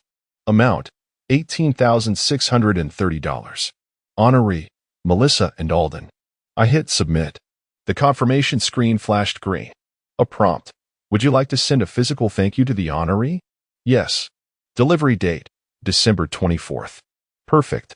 A few minutes later, I pulled the Christmas ornaments from the attic. She hated that I kept the old ones, ceramic figures the kids painted when they were little, yellowing paper stars. Said they clashed with her color theme. I boxed up all the white and gold ornaments she'd insisted on for the last few years, each of them cold, plastic, soulless, and dropped them into the garbage bin by the garage. Then I took out the wooden one, a crooked sled with our names burned into the bottom in shaky child handwriting. I left it on the mantel. The house was quiet. No kids fighting over stockings. No wrapping paper rustling. No lists from Santa stuck to the fridge. Just me. And a silence that wasn't empty. It was clarity. In the hallway, by the front door, stood a small leather suitcase. Not packed in anger, Not stuffed hastily like in a movie. Just ready. Packed days ago, before the text ever came. Because the thing is, when you've been living in slow betrayal long enough, you start preparing your exits long before anyone realizes you're walking out. 12 Christmases. That's how many I planned. Not helped with, planned. Down to the damn bows. The first year, we didn't have much. I twisted pipe cleaners into candy canes and hand-drew tags with Sharpies. She laughed, said it was adorably homemade. I stayed up till 3 a.m. assembling a plastic kitchen set because the instructions looked like a war crime. By year 6, I was booking sleigh rides and creating spreadsheets for stocking stuffer parody. God forbid one kid got an extra eraser. Melissa said she hated logistics. Said they stressed her out. So I took it all. Like a mule. I didn't mind. Honest. I liked making it magical. She'd swoop in on Christmas morning in her satin robe and take credit for the ambience. The lights. The playlists. The cocoa bar. The kids didn't know who really stayed up stringing garlands after working a 12-hour shift. Who wrapped gifts in the garage so no one would see. Who set calendar reminders in July to book the Vermont cabin before the holiday rush. This year was supposed to be the year. Our last before the oldest hit high school and stopped believing. I booked a log cabin tucked into the pines. Heated floors. Hot tub overlooking a frozen lake. A private chef for the 24th and 25th. Hand-selected wines from a sommelier in Boston. And the sled dog tour. Hell, I'd emailed with the musher personally to make sure they had a kid-safe team for the little one. Melissa sent one email in November. Said, "Can you make sure the sheets aren't flannel? My skin gets itchy." I remember staring at the screen. Not thank you. Not this looks amazing. Just itchy skin. I made the call. Got Egyptian cotton linens instead. Still smiled when I told her. Still let her think she was the visionary. The youngest started writing to Santa early this year. I found her little notes tucked behind the cereal boxes. Dear Santa, please bring mommy a new coat and daddy a vacation where he doesn't have to work. I read it 3 times. I should have known. Now the garage is silent. Her SUV is gone. She took the kids, the sledding gear, even the Christmas pajamas I ordered from that overpriced matching family shop she loved. I stood there barefoot again. Same tile. Same silence. On the wall by the door is a whiteboard where we used to jot down the December countdown. Melissa had doodled snowflakes on it last week. She wrote, Zmaz Eve equals Vermont, with a heart. I erased it. Slowly. Then I looked down at the single suitcase by the bench. Black Samsonite. Mine. I had packed it quietly, 3 days ago. I think I always knew. Not from the way she looked at me, but from the way she didn't. I never yelled. Never asked where she was when she came home late. Never scrolled through her phone. I just absorbed. And observed. Like the day I noticed her perfume had changed. Not the scent, the quantity. 2 spritzes became 5. The bottle in her bathroom dropped at warp speed. Or the Amazon package with men's cologne that she said was a free sample. Sure, free. There's a reason I planned every holiday. Because I knew if I ever stopped, if I ever gave her the wheel, she'd steer straight into someone else's life. And she did. She just didn't expect me to let go of the wheel and the whole damn car. The Chase portal was the first thing I opened the next morning. It took all of 20 seconds to remove her as an authorized user. Just a couple drop-downs and a confirmation email. That was it. 12 years of shared finances undone with a checkbox. No ceremony. No farewell. Just a sterile corporate goodbye. Then came the real work. The trust fund I'd built for the kids had clauses. Protections. Timelines. But buried deep was a small section she never bothered to understand, because that's your department, babe. I logged into my legal doc manager. Years ago, I added a trigger clause. If either parent vacated the marital home voluntarily for more than 30 days without mutual agreement, oversight shifted. Full control. Me. No discussion. It was dusty legal armor, drafted back when I thought such precautions were paranoia. Turned out, it was prophecy. I updated the mailing address to my old college friend's cabin in Minnesota. Remote. Barely wired. Snowed in 8 months a year. He was more than happy to forward anything important or keep it in a box until I asked. The house was getting quieter by the hour. Her echo was gone. No soft thump of expensive boots in the hallway. No citrus diffuser smell from her yoga corner. I didn't miss any of it. I walked through the living room and stopped at the mantel. That crooked sled ornament again, our names still faded but visible. I left it where it was. I didn't need to torch the past. I just needed to stop carrying its weight like a martyr. Back in the study, I opened the charity site one more time to check the status. The donation had processed. Fast. There it was again. Would you like to send a physical thank you card to the honoree? I clicked yes. It asked for a delivery date. I selected December 24th. Not out of pettiness. Not for drama. Because that's when she'd expect one last grand gesture. She'd be in her new apartment with her new boyfriend, trying to orchestrate a picture-perfect holiday. Her version of it, anyway. Minimalist tree. Vegan cocoa. Candles that smelled like artisanal snow. I wanted her to be mid-toast when it arrived. I wanted her to open that envelope and see the number. $18,630. And realize every second of that gift was supposed to be hers, but not like that. There was a checkbox at the bottom. Would you like to include a personal note? I left it blank. She didn't deserve my words on their letterhead. If she wanted to hear from me, she'd have to read what I was about to write next. I reached for the drawer, pulled out a navy leather notebook. The one she gave me 5 years ago, embossed with my initials. Said I should journal more. Get my thoughts down. Funny. The only thing I'd ever written in it was a grocery list. Until now. I clicked the pen. The first line came easily. You won't see me. You won't hear from me. But you'll feel every inch of my absence. I kept writing. Not with anger. Not with sorrow. Just precision. Not for her. For me. She chose an apartment with exposed brick and a skyline view. Said it gave her energy. The kind of place you pick when you're trying to convince yourself you've upgraded, not just relocated. The boyfriend, Evan, apparently looked like he belonged on a boutique whiskey label. Plaid shirts with the sleeves rolled just right, a jawline engineered for Instagram. The kids were dazzled, at first. He took them skating at Rockefeller. Bought matching sweaters with reindeer antlers. The kind with built-in LED lights. Melissa posted photos that same night. Filtered to hell. A caption with a snowflake emoji and the words, "New beginnings, same love." Friends poured in with comments. So proud of you. You look so happy. Finally living for you. No one asked about me. Which was fine. I wasn't part of the narrative she'd constructed. In her version, I was the background noise of a life she had outgrown. A gray presence in beige rooms. Let her have it. Let her pose with her almond milk latte while Evan tucked in the kids he barely knew.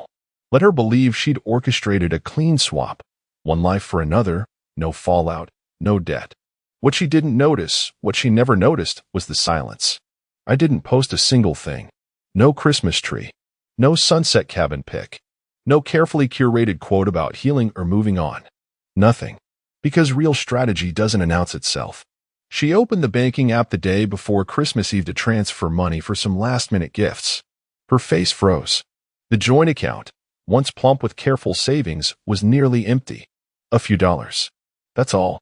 She texted me. Not a call. A text. Hey, did something happen with the account? Thought we agreed on access till the end of the year. I read it. Didn't respond. She messaged again. I need to get the kids their stuff today. Please don't be petty. Petty. That word hung in the air like smoke from a cheap candle. She'd always tossed it around when I did something she couldn't control. Like when I changed the Netflix password after finding out her cousin had been using it. Or when I stopped folding her laundry and started leaving it in a neat pile by the stairs. Petty was code for not obedient. I checked the delivery status on the donation letter. Still scheduled. Still on time. The mail always runs a little slow in that part of the city. But this year I suspected the universe would keep it punctual. Meanwhile, Evan was posting stories of their Christmas countdown. Him in a Santa hat. Her in tight red flannel. The kids decorating cookies with store-bought icing. She was smiling in every frame. Eyes wide, expression tight. That smile, the one I used to watch slip ever so slightly when the cameras went down, was still there. And I knew it wouldn't last. Not because I wished it, but because I built the foundation under her old life. Every smile she wore back then stood on something I'd quietly constructed. Planning, financing, protecting. She had no idea that the ground she was dancing on now was air. And Christmas Eve was about to remind her how cold it could get when the floor disappeared. The knock came just after 3 p.m. Christmas Eve. Melissa was fluffing throw pillows when she heard it. One of those mindless little things she did when trying to make chaos look curated. She padded barefoot to the door, still in her festive loungewear, red silk top, plaid pants, no bra. The kind of effortless comfort that screamed effort. Outside, no delivery truck, no smiling Amazon guy. Just a small cream envelope lying on the doormat, perfectly centered, like it had been placed there. Gold embossed lettering on the front. Her name, printed in a serif font too elegant for junk mail. She smiled. Evan, she thought. Probably arranged something thoughtful. Maybe tickets to the Nutcracker. Or a reservation at that fusion place with the $22 cocktails and moody lighting. She called out, "Babe, you get the door earlier." No answer. He was in the back with the kids, helping them wrap the presents they picked out from Target. She sat at the table and ran her nail under the flap. Opened it slowly, savoring it. Inside was a folded thank you card. Heavy stock. Gold trim. She opened it and read the message. Her eyes stopped mid-blink. In honor of your generous $18,630 donation, we are proud to announce the dedication of the Melissa and Alden Family Resource Wing in our new Veterans Rehabilitation Center. Your contribution will change lives. Below that, a signature from the foundation director, and a photo of the building, still under construction. Her name already etched into the plaque mock-up. Her hands trembled. Her mouth opened, closed, then opened again, like a fish snatched from water. The kids barreled into the room. Mom, who was it? Did Santa come early? She tried to fold the card closed, too late. Her son had already seen the dollar amount. Whoa, he said. Did you donate that much? She cleared her throat. It's a mistake. Must be a mix-up. I didn't. Her daughter squinted at the envelope. Isn't that the same name as yours? Melissa stood, suddenly hot, suddenly dizzy. I said it's a mistake, she snapped. The kids exchanged a look. The older one shrugged and wandered back to the couch. The little one lingered, eyes round, quiet. Melissa dropped the card on the counter, hands still trembling, and reached for her phone. No new messages. Nothing from Evan. Nothing from... A knock again. Softer. Deliberate. She turned, pulse spiking. When she opened the door this time, the hallway was still empty. But there, resting against the frame, was another envelope. No gold letters this time, just plain white. Her name was handwritten in blue ink. The handwriting was unmistakable. She didn't pick it up right away, just stared. Like maybe if she stood still enough, it would vanish. It didn't. Eventually, she reached for it with 2 fingers, like it might bite. She opened it in the kitchen, away from the kids. Inside, a photograph. An old one. Glossy. Slightly curled at the corners. She was sitting cross-legged on the living room rug. Years younger. Hair messy, pajama pants covered in wrapping paper. She was holding their firstborn, laughing head thrown back, teeth visible, real joy. She hadn't seen that photo in over a decade. He had been behind the camera. On the back, in the same blue ink. That was the moment I thought we were unbreakable. No threats. No accusations. Just those words. And 2 initials. Her knees buckled slightly. She leaned against the counter and exhaled through her nose, sharp and shaking. The sound of laughter drifted in from the living room. Evan's voice. The kids squealing. Melissa clutched the photo like it might crumble. Her perfect new life was still intact on paper. But in that moment, with those 2 envelopes in her hand, she realized something that chilled her deeper than the December wind sneaking in through the window. This wasn't retaliation. It was a reveal. And it was just getting started. She didn't cry. She didn't tear the photo in half. Didn't sink to the floor in some melodramatic heap like in the movies she used to binge while I pulled overtime. Instead, she paced back and forth across the kitchen tile, the photo clenched in her hand like it might spit venom. The apartment was full of noise, holiday music on low, the clinking of mugs, the kids decorating sugar cookies with Evan. But in her head, absolute silence. Her bare feet thudded against the floor in rhythm with her spiraling thoughts. It wasn't the image itself that got to her.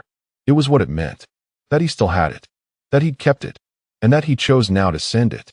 Not with an apology. Not with a threat. Just a date burned into memory, wrapped in her own handwriting, captured by a man she thought was too dull to do damage. But now she was starting to suspect she'd never known him at all. She went to the sink, turned on the tap, and just let it run. She wasn't thirsty. She just needed something moving, something that wasn't her. The envelope sat on the counter beside the thank you card, both still open. The charity letter had gone from strange to sinister. $18,630. That was their vacation. The Vermont cabin. The chef. The sled dogs. He didn't cancel it to save money. He converted it. Like fuel. Like ammunition. And he fired it through a nonprofit and straight into her new life. All wrapped in gold foil and public acknowledgement. Her phone buzzed again. A text. From her cousin, Kim. Wait, did you really donate $18K to a veterans center? That's incredible. Didn't even know you had that kind of dollar LOL. She didn't respond. She opened her banking app again. Still empty. And still no word from him. She scrolled through his social media, just in case. Nothing. No posts, no updates. He hadn't even changed his profile picture. Still the same photo from last year. Him and the kids at the zoo. Her cropped out neatly by the edge of the frame. She clicked through the comments. A few likes. One from someone named Paul D. She paused. Paul D. Why did that name feel familiar? She dug through old emails. There it was. Paul Donovan. Estate attorney. Their estate attorney. Her stomach turned. She dropped the phone and turned to the whiteboard calendar she'd hung next to the fridge, full of neatly color-coded plans for New Life 2.0. Only now it felt like it wasn't hers anymore. She pulled the photo from the envelope again. The back still read. That was the moment I thought we were unbreakable. It wasn't sentimental. It was surgical. A scalpel wrapped in memory. Evan walked in from the other room, half laughing, still holding a frosting-stained butter knife. Hey, babe.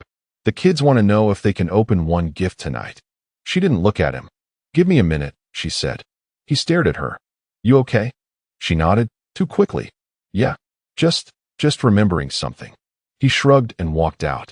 She stood there alone, surrounded by decorations that suddenly looked borrowed. Artificial. That envelope wasn't a mistake. It was a move. And she knew, deep in that part of herself she'd kept numb for years, that another one was coming. Maybe not tonight, but soon. Because the man she'd left wasn't chasing. He was leading, and she'd just stepped straight into his game. It hit at 9:03 a.m. Christmas morning.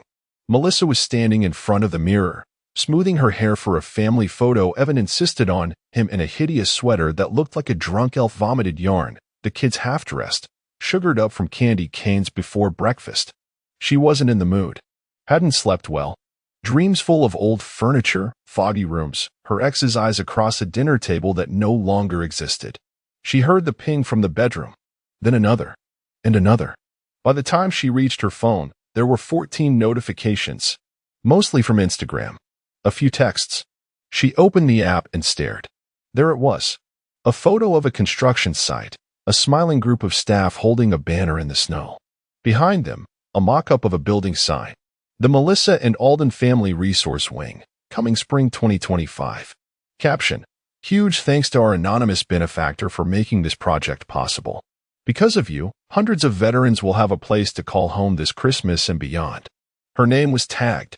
The comments were flooding in, from people she hadn't spoken to in years. OMG Mel, this is amazing. You're such an inspiration. Didn't know you were into philanthropy. So cool. Class act, honestly. So happy for you. The local PDA account had reposted it. Her kid's second-grade teacher commented with a row of clapping emojis. Even her old boss, who hadn't bothered to say goodbye when she quit, messaged, didn't peg you as a secret millionaire. Respect. She stared at the screen, frozen. This wasn't a glitch. This was orchestration. She walked to the kitchen slowly, like the floor might collapse beneath her. Evan was there, flipping pancakes, whistling badly. Hey, he said, your phone's going nuts.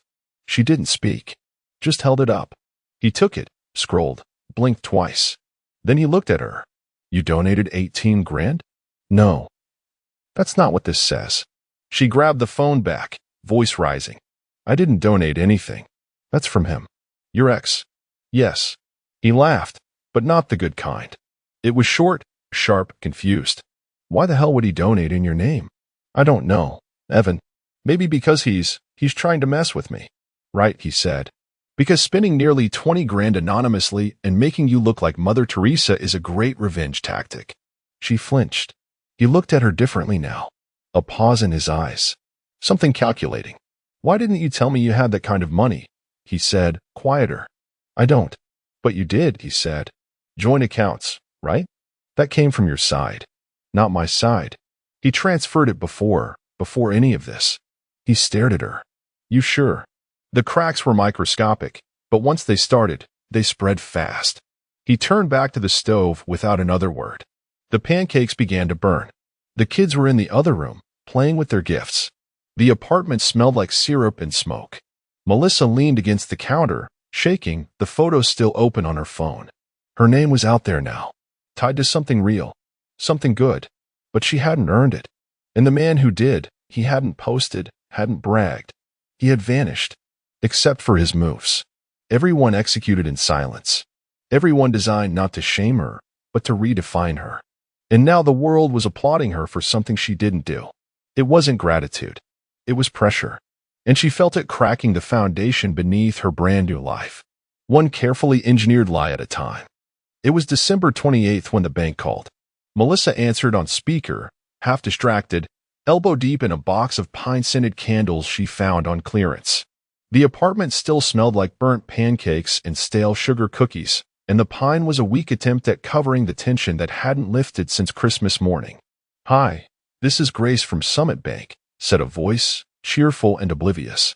Just following up regarding the mortgage update. We're going to need your signature on the revised documents. Melissa froze. Mortgage update? Yes. The house on Holcomb Lane. The primary residence. She blinked. I don't live there anymore. My husband and I. We separated. I thought that was handled weeks ago. A pause. Papers shuffled on the other end. Oh, yes. We have the file here. He submitted the updated documents in early December. He had you removed from the deed. Everything's processed pending final signatures on the refinance. Just need yours to close it out. Removed. Yes, ma'am. Another pause. The woman's tone softened slightly. You're not listed as a co-owner anymore. You'll need to reapply for any equity stake or access moving forward. The room began to tilt slightly. No, wait, he can't just remove me. Another shuffle. Well, since your name was added post-marriage and the property was initially in his name, he had legal rights to initiate changes under the provisions of the marital trust. Everything's in order. But yes, you're no longer on the deed. Melissa didn't remember hanging up. The next moment she was grabbing her coat, fingers fumbling with the zipper, Evan watching from the couch with that now familiar mix of curiosity and suspicion. Where are you going? He asked. County office, she snapped, pulling on boots. Apparently, I don't own anything anymore. Wait, what? But she was already out the door, slamming it harder than she meant to. 37 minutes later, she stood at the county recorder's window, breath fogging the glass. The clerk pulled up the record and turned the screen slightly. There it was. Sole owner, James R. Alden. Modification date, December 4th. Her name was nowhere, not even in the notes. She stepped back, stomach hollow. I didn't sign anything, she said quietly. The clerk gave her that polite but disinterested shrug civil servants reserve for emotional people who show up too late. Not required. Property was originally titled to Mr. Alden. Legal documentation gave him authority under the trust. Looks like it's all clean. Is there any way to reverse? You'll need to take it up through civil court. But that's between you and your attorney. Attorney. She didn't even have one anymore. She got into the car on autopilot. Sat in the silence. Her phone buzzed. Evan again. When she walked through the door, he was standing with his arms crossed. I just saw the email from your cousin, he said. Something about a deed? Melissa dropped her keys into the bowl without answering. Was this the plan all along? He asked. You walk away from everything, act broke, and somehow land in this trendy little apartment with a guy dumb enough to think it's all a fresh start? She turned slowly. Excuse me. I mean, I didn't sign up to co-sign your damage, he said. I thought you had something. You said the house was in progress. You didn't say you got wiped off it like a damn post-it note. Her mouth opened, then shut. Because what could she say? The truth had arrived. Not as a shout, but as a subtraction. He hadn't just taken her off the mortgage. He had erased her from the property, the equity, the future quietly, methodically, legally.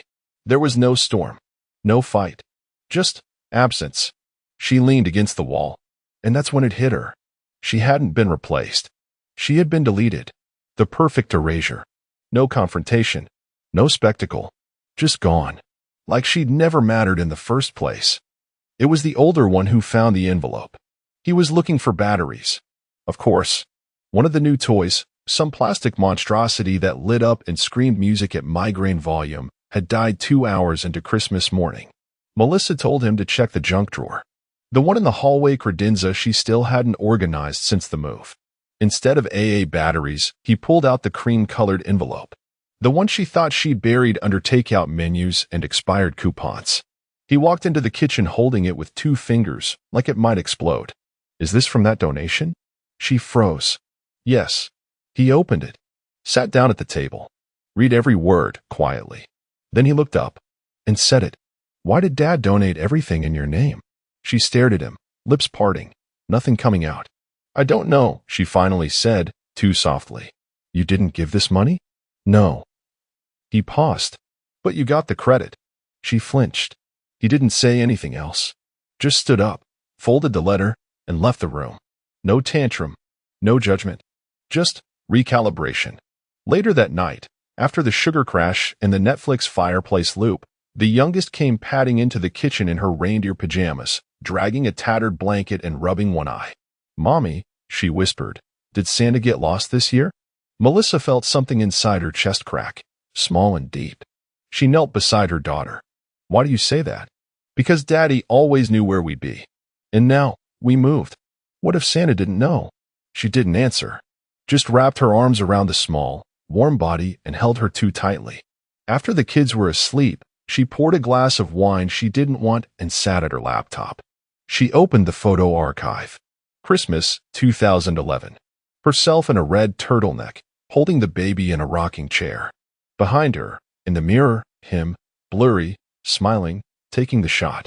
Christmas, 2013. Kids in matching snowman pajamas, tearing paper. He's crouched in the back, fixing the train track. 2015. Her laughing with her sister. He's off to the side, holding a tray of cookies. Always there. Not center stage. Not posing. But present. He wasn't in the photos because he was the one taking them. Setting the timer. Holding the camera. Fixing the lights. Filling the stockings. He was the frame. And now? He was gone. Not missing. Not hiding. Gone like a tree cut clean at the base. No noise. Just a quiet shift in the landscape. She reached for her phone. Scrolled to his contact. The last message, okay. She hit call. It rang once. Then a robotic voice. The number you were trying to reach is no longer in service. She tried again. Same result. Tried a third time. Nothing. She opened the kids' tablets. Checked if he was on FaceTime. iMessage. WhatsApp. No status. No presence. He wasn't online. He wasn't offline. He was just gone. The kids asked the next morning if they could call Dad to say thank you. She didn't know what to tell them. Because how do you explain to a child that the man who made every Christmas feel like Christmas had simply removed himself from their orbit, like a star fading from a familiar sky, when you only miss once it stops shining? And the worst part? She still had no idea where he went. Only that he hadn't run. He'd stepped out. By choice. And somehow, that made it worse. New Year's Eve arrived like a ghost she didn't invite. The apartment was quieter than usual. Evan had gone out with some friends after she told him flatly that she wasn't in the mood to celebrate. The kids were with her, but distant in that vague, unsettled way children become when they sense adults around them are pretending everything's fine. They'd stopped asking to call their father. They just adjusted. That was the worst part. Around 6:30 p.m., as the light outside bled orange and gray across the skyline, there was a knock. Not a doorbell. Not a buzz from downstairs. Just a single, deliberate knock. Melissa opened the door. No one there. Only a small padded envelope on the mat. The return address was barely legible, written in thick marker, a post office box in northern Minnesota. No name. Her hand shook as she peeled back the seal. Inside was a single sheet of paper. Crayon drawing. Done with small, earnest hands. A simple snowy scene. A cabin with smoke curling from the chimney, flanked by pine trees, each one scribbled in shades of green and blue. In front of the cabin, 3 stick figures. two smaller ones, smiling. One tall figure in the center, arms wide, a red scarf around his neck. They were standing together. Underneath, in a child's handwriting, shaky but careful, "Merry Christmas," from the dad who never needed to be seen to matter. Melissa sat down hard, right there on the floor. The envelope slid from her lap. She held the drawing in both hands like it might vanish. Her eyes scanned the figures again and again, not because she didn't understand, but because she finally did. Every year he had been the background, the glue, the scaffolding, the hands tying the ribbons no one noticed. He never asked to be seen, but he had always made sure they were warm, fed, held. He made Christmas feel like it came from somewhere, not just the store. And now, even erased, even gone, he had given them something that felt more like home than anything around her now. Evan's apartment, her curated decorations, the forced joy of online photos. All of it felt hollow. But this drawing, it felt real. She pressed it to her chest, just for a moment, as if she could rewind time through waxy crayon lines. Outside, the first muffled sound of fireworks echoed from a nearby park. The kids came running to the window, faces lit with flickering color. "Mom," one of them yelled. "Look." But Melissa didn't get up. She sat there, legs folded on the floor, trembling. Because the silence he left behind wasn't empty. It was honest. And in that silence, she saw it all. He hadn't punished her. He'd freed himself. And she hadn't just lost a husband. She'd lost the one person who knew how to make anything feel like home. And all started with a noise I wasn't supposed to hear. I had taken the day off work to surprise Emily by fixing the garage door she'd been nagging me about for weeks. She was supposed to be at lunch with her sister, Claire, so I didn't think twice about walking into the house covered in grease and sweat, my boots tracking dirt on the tile. But as soon as I opened the door, I heard voices coming from the living room. Hers and Claire's. I froze. Once the DNA test proves he's not the father, I'll accuse him of abuse and take everything. Emily's voice. Calm, confident, cruel. For a moment, I thought I was having some kind of out-of-body experience. My hands went numb, and I gripped the doorframe just to steady myself. What the hell had I just walked into? "I don't know, Em," Claire's voice replied, softer, nervous. "That sounds dangerous. What if he figures it out before you're ready?" Emily let out a cold laugh. Not the laugh I fell in love with, but something hard and sharp.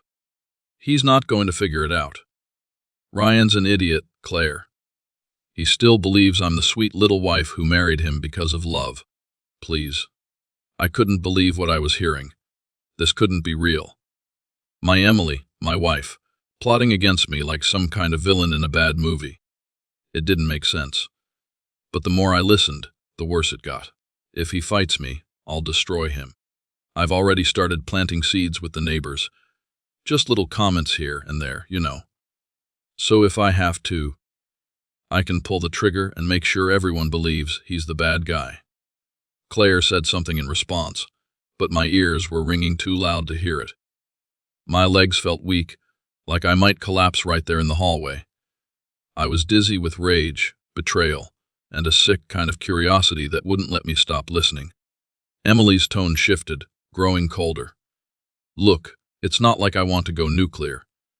But if he's stupid enough to push me, I'll burn everything to the ground. And I'll come out on top, just like I always do." My mind raced, trying to make sense of what I just heard. DNA test, abuse, take everything. The words rattled around in my skull, sharp and jagged, and then it hit me like a freight train. Liam. Our son. Was she saying Liam wasn't mine? The door creaked as Claire stood up, and I snapped out of my trance. If they saw me standing there, it was all over. I bolted out of the house as quietly as I could, my boots pounding on the driveway as I made my way back to the garage. I didn't know what to do. I didn't even know where to start. But one thing was crystal clear. I needed to find out the truth before she made her move. The hours after hearing that conversation were a blur. I paced the garage like a caged animal, my hands shaking, my mind spinning with every worst-case scenario I could imagine. Liam, our sweet little boy with my dimpled smile and Emily's sharp eyes. The thought that he might not be mine, that I'd been lied to for 3 years, made my stomach churn. But more than that, it was her tone. That smug, calculated malice. She wasn't just hiding something, she was actively planning to ruin me. This wasn't some desperate mistake or a secret she regretted. This was a strategy. And I was her target. I didn't want to believe it. I didn't want to think the woman I married, the woman I loved, could be capable of something like this. But I knew what I heard, and there was no way to unhear it. That night, I lay in bed, staring at the ceiling while Emily scrolled on her phone beside me, completely unbothered. I kept sneaking glances at her, trying to see something, anything, that would explain what I'd overheard. Did she look guilty? Did she seem nervous? But she didn't. She was calm, too calm. The next morning, I made my move. I called in a favor from my buddy Jake, who works as a private investigator. Jake's the kind of guy you go to when you need answers fast, and you need them quiet. He didn't ask many questions, just told me to drop off something with Liam's DNA and wait for the results. That part was easy enough.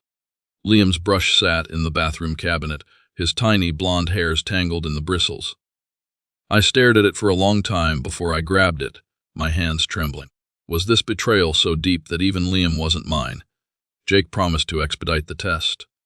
"A few days, tops," he said, his voice gruff but steady. "You'll have your answers soon enough." A few days felt like an eternity. I spent those hours in a haze of paranoia, watching Emily more closely than ever. Every smile she gave me felt fake. Every time she kissed Liam goodnight, my chest tightened with rage.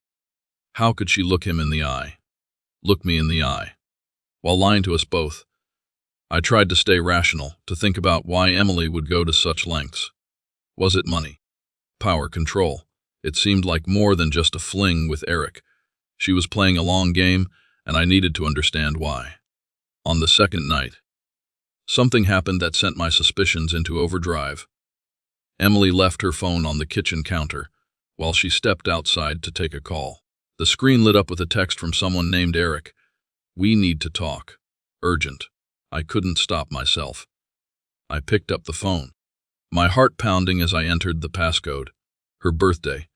She hadn't even bothered to change it. The messages between her and Eric were intimate, familiar. He wasn't just some coworker or a friend. He was from the conversation with Claire. And worse, they mentioned Liam. "Eric, are you sure it's his? We can't keep doing this if there's a chance." "Relax. I told you, I've got everything under control. He's not going to find out, bah." "Eric, but what if he does?" "Emily, he won't. And even if he does, I'll handle it. Just keep your mouth shut. And let me do what I need to do." I put the phone down and walked away before she came back inside. My chest felt like it was going to explode. Eric was Liam's father, or at least, he thought he might be, and Emily was playing both of us like pawns in her twisted little game. But now, I had something she didn't know proof. Jake called me the next afternoon. "Ryan, we need to talk. I've got the results." I met Jake at a diner just off the highway. It was the kind of place where no one asks questions, and the coffee tastes like it's been brewing since the Nixon administration. Jake slid into the booth across from me, a sealed envelope in his hand. He didn't waste time on pleasantries, just set the envelope on the table and pushed it toward me. "You sure you want to open this here?"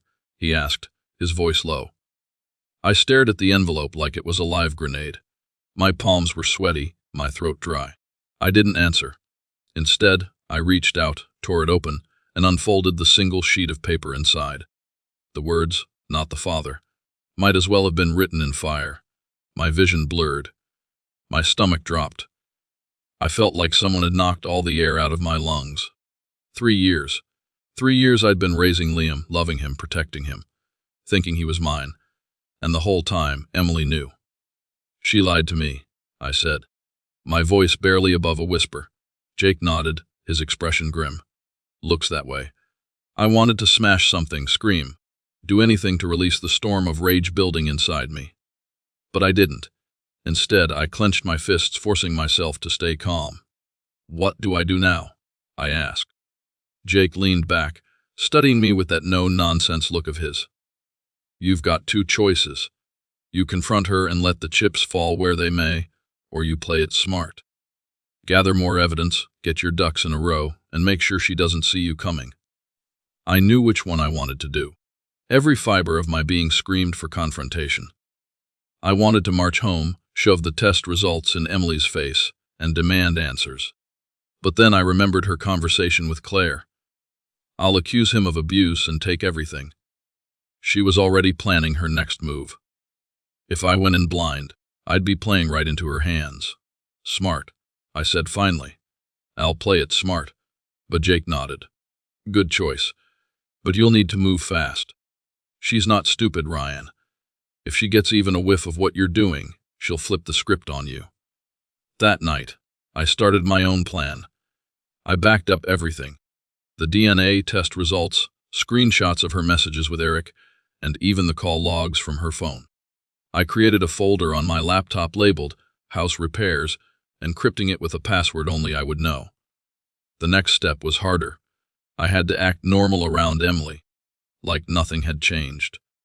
Every time she smiled at me, every time she kissed me goodnight, I had to fight the urge to recoil. It was like living with a stranger. Or worse, a predator who was waiting for the right moment to pounce. 2 days later, I caught her making another call. This time, I was ready. I'd set up a voice recorder in the bedroom and left the house, pretending to run errands. When I came back, she was lounging on the couch, her phone in hand, acting like nothing was out of the ordinary. That night, after she went to bed, I played the recording. It was worse than I'd imagined. She's starting to look like Eric, Emily said, laughing softly. Ryan hasn't noticed yet, but it's only a matter of time. Once he does, I'll have everything in place. Claire, you don't have to worry. I've got it all under control. He's too weak to fight me. He'll fold, and I'll come out of this on top. I rewound the recording and played it again, just to make sure I wasn't hearing things. But there it was, proof of her manipulation, her lies, her absolute lack of remorse. She wasn't just planning to destroy me.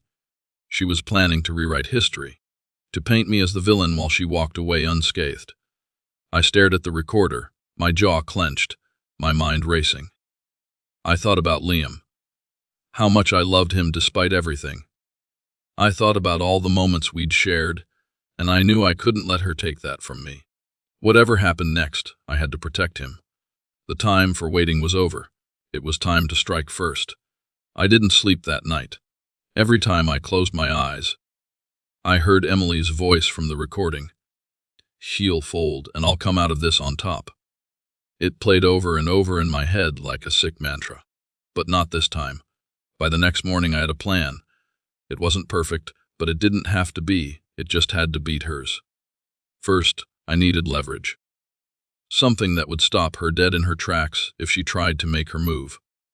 I spent the day making discreet calls to lawyers, explaining my situation without tipping my hand.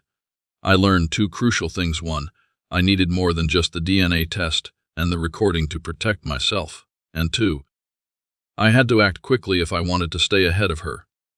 That evening, Emily went out for drinks with Claire. Her sisterly bonding time, as she called it. The irony almost made me laugh. Once she was gone, I sat down at her desk, knowing it was a gamble. Emily was meticulous, paranoid even, about her privacy. But she also had a habit of hiding things in plain sight. And I was right. In the bottom drawer, buried under old receipts and junk mail, I found a folder labeled Financials. It looked innocent enough, but inside were bank statements for an account I didn't recognize. An account she'd opened 2 years ago, in her name only, and had been quietly funneling money into ever since. Thousands of dollars. It wasn't just the money, though. There were receipts for expensive dinners at restaurants I'd never been to, hotel stays in cities she supposedly never visited, and even a spa day charged under the name Eric. My chest tightened as the pieces fell into place. This wasn't just a betrayal. It was an escape plan. She'd been preparing to cut me out of her life for years, all while smiling to my face and calling me babe. By the time she came home, I had everything copied and saved. I put the folder back exactly as I found it, then poured myself a drink and sat on the couch, pretending to watch TV. Emily breezed in like nothing had happened, her cheeks flushed, her smile bright. "Had a good day?" she asked, dropping her purse on the counter. I looked at her and forced a grin. Productive. If she noticed anything off, she didn't show it. She kissed my cheek, told me she was going to bed, and disappeared down the hall. I waited until I heard the bedroom door close before I grabbed my keys and headed out. I wasn't sure where I was going at first, just that I couldn't sit there any longer, pretending everything was fine. As I drove, I thought about Liam, about all the things I'd fought to protect. Emily might think she had me cornered, but she didn't know how far I was willing to go to protect my son and my life. This wasn't over. Not by a long shot. I ended up at Jake's office. He looked surprised to see me but waved me in without asking questions. "Tell me everything you've got on this guy," I said, dropping into the chair across from his desk. "Eric?" Jake asked, raising an eyebrow. I nodded. Jake pulled out a file and started flipping through it. "Not much so far. He's local, mid-30s, works in sales. No priors, no obvious red flags."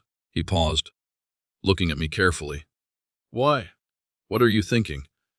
"I'm thinking I want to know who he is," I said, my voice colder than I expected. "And I want to know why he thinks he can mess with my family." But Jake didn't say anything, just nodded and picked up his phone. He understood the gravity of what I was dealing with, and I could see the determination in his eyes. He was ready to help me, no questions asked. As I drove home that night, I felt something I hadn't felt since this nightmare began control. I needed to stay smart, patient, and one step ahead of Emily. Emily thought she had me cornered. She thought I was weak, but she didn't know I was already one step ahead. She didn't understand the lengths I was willing to go to protect my son and myself. She didn't know I was about to turn her entire plan upside down. The next morning, everything looked normal on the surface, but under the calm exterior, I was ready for war.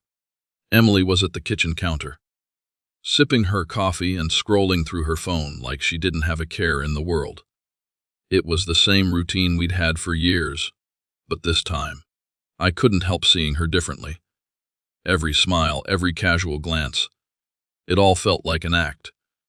She was the same person who was plotting to frame me, take everything, and walk away unscathed. I thought about her motivations. It wasn't just about money or control, it was about dominance. She needed to feel like she was in charge, and that's what made her dangerous. I needed to be smart. No rash moves, no tipping her off. I couldn't let her know I was onto her until I had everything I needed to protect myself and Liam. After breakfast, Emily left for another sister day with Claire. I knew better now than to believe that was all it was. I took the opportunity to call Jake. "You said Eric doesn't have any obvious red flags," I said. "But what about the less obvious ones?" Jake sighed. "You're not going to like this, but I did some digging. Eric's married. Lives about 20 minutes from you. His wife's name is Melissa." I nearly dropped the phone. "He's married." "Yeah. And here's where it gets messy. His wife doesn't know anything. Far as I can tell, she thinks they're happily married." I rubbed my temples, trying to process the new information. So not only was Emily lying to me, but Eric was lying to his wife. Two families, both on the brink of destruction, and neither of us had seen it coming. I took a deep breath, the anger bubbling beneath the surface. This wasn't just about me anymore. This was about saving two families from the lies they'd been fed. "Do you have her contact info?" I asked. Jake hesitated. "Ryan, I know what you're thinking, but you need to be careful here. If you go to her without a plan, it could backfire." "I'll be careful," I said, though I wasn't sure if I believed it myself. Jake gave me Melissa's number, and I spent the next hour pacing the living room, staring at my phone, trying to decide what to do. Finally, I dialed. "Hello," a woman's voice answered. "Hi, is this Melissa?" I asked, my voice trembling despite my best efforts. "Yes. Who's this? My name is Ryan, I said. This is going to sound strange, but I think we need to talk. It's about your husband Eric and my wife, Emily. There was a long pause. When she finally spoke, her voice was cold. What are you talking about? I think they're having an affair, I said bluntly. Another pause. Then she laughed, but it wasn't a happy sound. Is this some kind of joke? No joke, I said. I have proof. If you're willing to meet, I can show you. Melissa agreed reluctantly, and we set a time to meet at a coffee shop later that afternoon. When she arrived, I recognized her immediately from the photos Jake had sent. She was pretty, with a tired, weary look in her eyes that told me she wasn't here for small talk. Let's hear it, she said, sitting down across from me. I pulled out my phone and showed her the messages between Emily and Eric. I explained the DNA test, the secret bank account, the plan Emily had to frame me. By the time I finished, Melissa was pale and trembling, her hands clenched into fists on the table. That son of Ack, she muttered, cutting herself off. I'm sorry, I said quietly. She looked up at me, her eyes hard. Don't be. You didn't do this. They did. And they're not getting away with it. Melissa and I spent the next hour talking, comparing notes, and piecing together the full extent of their betrayal. She was furious, but she was also determined. They think they're going to walk all over us. They've got another thing coming, she said. I could see her motivation shift. This wasn't just about confronting her husband anymore. It was about taking control and protecting what was hers. And I felt the same. By the time we left the coffee shop, we had a plan. Eric and Emily thought they were in control, but they had underestimated one thing. The people they thought were weak were about to fight back. And we weren't pulling any punches.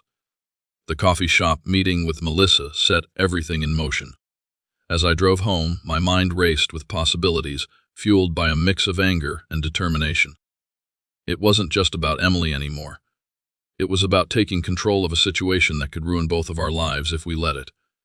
By the time I got back, Emily was already home. She was sitting on the couch with her laptop, sipping wine like she didn't have a care in the world. The sight of her, so calm and composed, made my blood boil. You're late, she said without looking up. Got held up, I replied, keeping my tone neutral. She didn't ask any more questions, which only confirmed what I already knew. She wasn't worried about me. In her mind, I was still clueless, still the easy target she thought she could manipulate. Good. Let her think that. The next day, Melissa and I finalized our plan.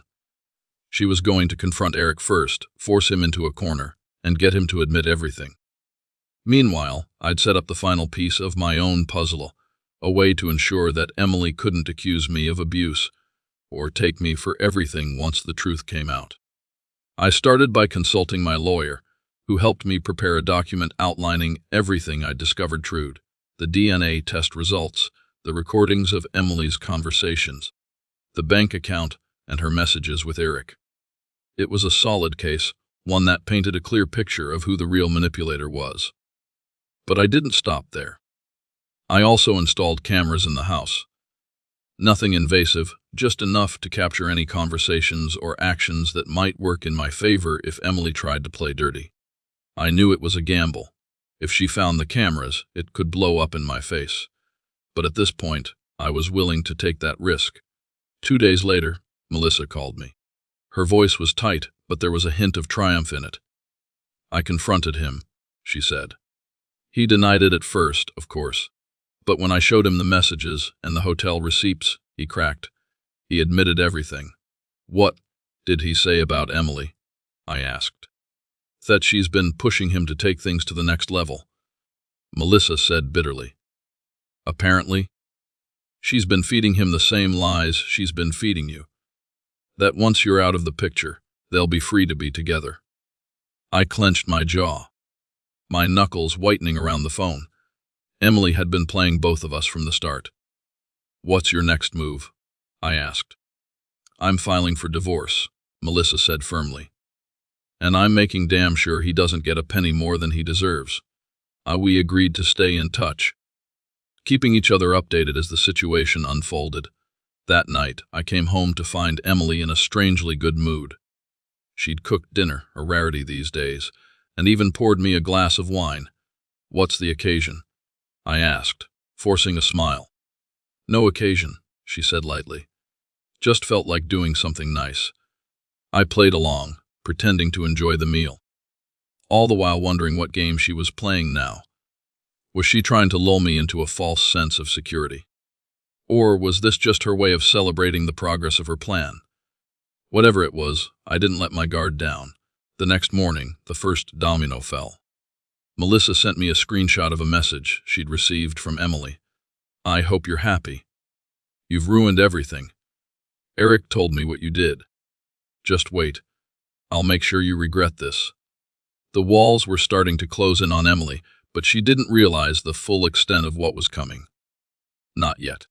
Emily's mood changed overnight. By the next morning, she was colder, quieter, and more watchful. I could feel her eyes on me as I moved around the house, as if she were trying to read my mind. It didn't take long to figure out why. That afternoon, while she was out, Melissa sent me another message. A screenshot of Emily's latest text to Eric. "He knows something. He's been acting weird.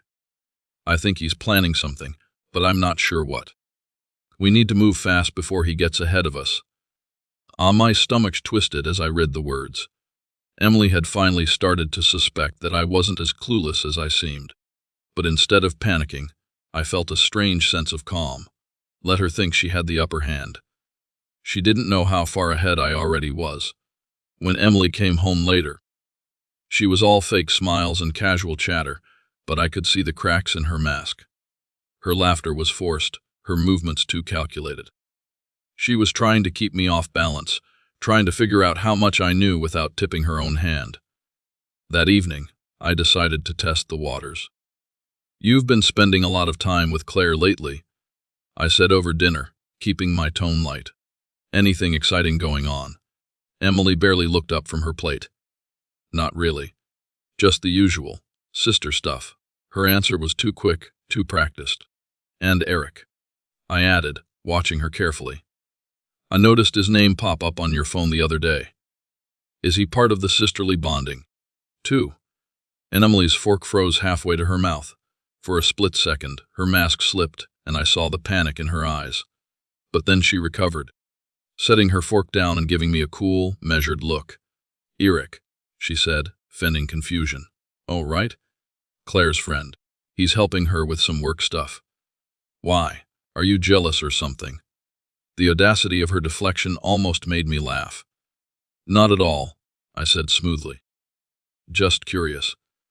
Emily studied me for a moment, trying to gauge whether I was bluffing. I could see the wheels turning in her head, but she didn't press further. The next day, I set the final phase of my plan into motion.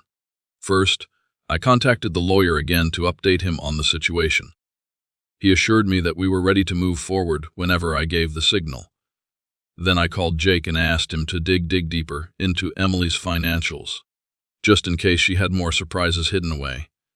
Finally, I prepared my exit strategy. The calm before the storm was almost over, and I was ready to face whatever came next, on my own terms. It was late that night when the first sign of her desperation showed itself. I was in the living room, reviewing some work emails when Emily stormed in, her face flushed with anger. "Are you spying on me?" she demanded, her voice sharp. I leaned back in my chair, raising an eyebrow. "Spying? What are you talking about?" "Don't play dumb, Ryan," she snapped. "I know you've been digging into my business. Do you really think I wouldn't notice?" Her outburst confirmed what I'd suspected. She'd found the cameras. I took a deep breath, forcing myself to stay calm. "I don't know what you're talking about," I said evenly. Emily laughed bitterly. "Oh, come on. Don't insult my intelligence. You think you're so clever, don't you? Setting up cameras, snooping around behind my back. What exactly are you hoping to find?" I stood up slowly, meeting her glare head on. I let a small smile touch my lips, the kind that spoke of quiet confidence. "Maybe the truth," I said. Her expression hardened, her eyes narrowing. For a moment, neither of us spoke, the tension between us thick enough to cut with a knife. Then she smirked, a cold, triumphant look that sent a chill down my spine. "Well, good luck with that," she said, "because when this is all over, you'll have nothing left." She turned and walked out, leaving me alone with the weight of her threat. But what she didn't realize was that her endgame was already falling apart. The confrontation had shifted the dynamic between us completely. Emily was no longer trying to hide her contempt or her plans. Instead, she moved with the arrogance of someone who thought they had already won, but I wasn't playing her game. Not anymore. The following morning, I called Melissa. She picked up on the first ring, her voice sharp and focused. "Things are escalating," I told her. "Emily knows I'm on to her." "Sam here," Melissa said. "Urich's been trying to get me to back off, but I'm not budging. Did you get any more evidence?" Plenty," I replied. "Enough to blow this wide open." Melissa paused, then asked, "So what's the plan now?" "The next step is making sure they have no way to spin this," I said. "It's time to corner them." That afternoon, I got the call I'd been waiting for from Jake. "You were right to keep digging," he said. "Turns out Emily's been using that hidden account for more than just stashing money. She's been paying off a private investigator, one who specializes in fabricating evidence." The rage that surged through me was almost blinding. "She's building a case against me," I said through clenched teeth. "Looks that way," Jake confirmed. "But don't worry, I've got copies of everything. She won't be able to use any of it without exposing herself." This was the final piece I needed. Emily wasn't just planning to accuse me of abuse, she was manufacturing evidence to back up her lies. That evening, I set the trap. Over dinner, Emily was unnaturally pleasant, her tone dripping with false sweetness. It was an act, of course, and one that I played along with, pretending not to notice the way her eyes kept darting toward her phone. "I was thinking we should go away for the weekend," she said suddenly. "Just the two of us. It's been a while since we had some time to ourselves." Her words were like poison wrapped in honey. I smiled, pretending to consider it. "That sounds nice. Where were you thinking?" "Maybe the cabin," she said, referring to the place we'd rented a few times early in our marriage. "It's quiet, private. A good place to clear the air." I nodded, hiding the disgust that churned in my gut. She wasn't trying to save our marriage. She was setting the stage for whatever move she planned to make next. "Let's do it," I said finally. We could both use the break. Emily's smile widened, but didn't reach her eyes. The next day, while she packed for our trip, I finalized my own preparations. I made sure the lawyer had every piece of evidence, every recording, every screenshot. I told Melissa to be ready for anything and gave Jake the go, ahead to expose Emily's dealings with the private investigator if she tried to pull anything. When we left for the cabin, Emily was practically glowing. She played the role of the doting wife to perfection, laughing and joking as if the last few weeks hadn't happened. But I wasn't fooled. Once we arrived, the real Emily began to show. She was tense, her movements sharp and deliberate as she unpacked her things. I noticed her phone never left her side, and she kept glancing at it like she was waiting for a signal.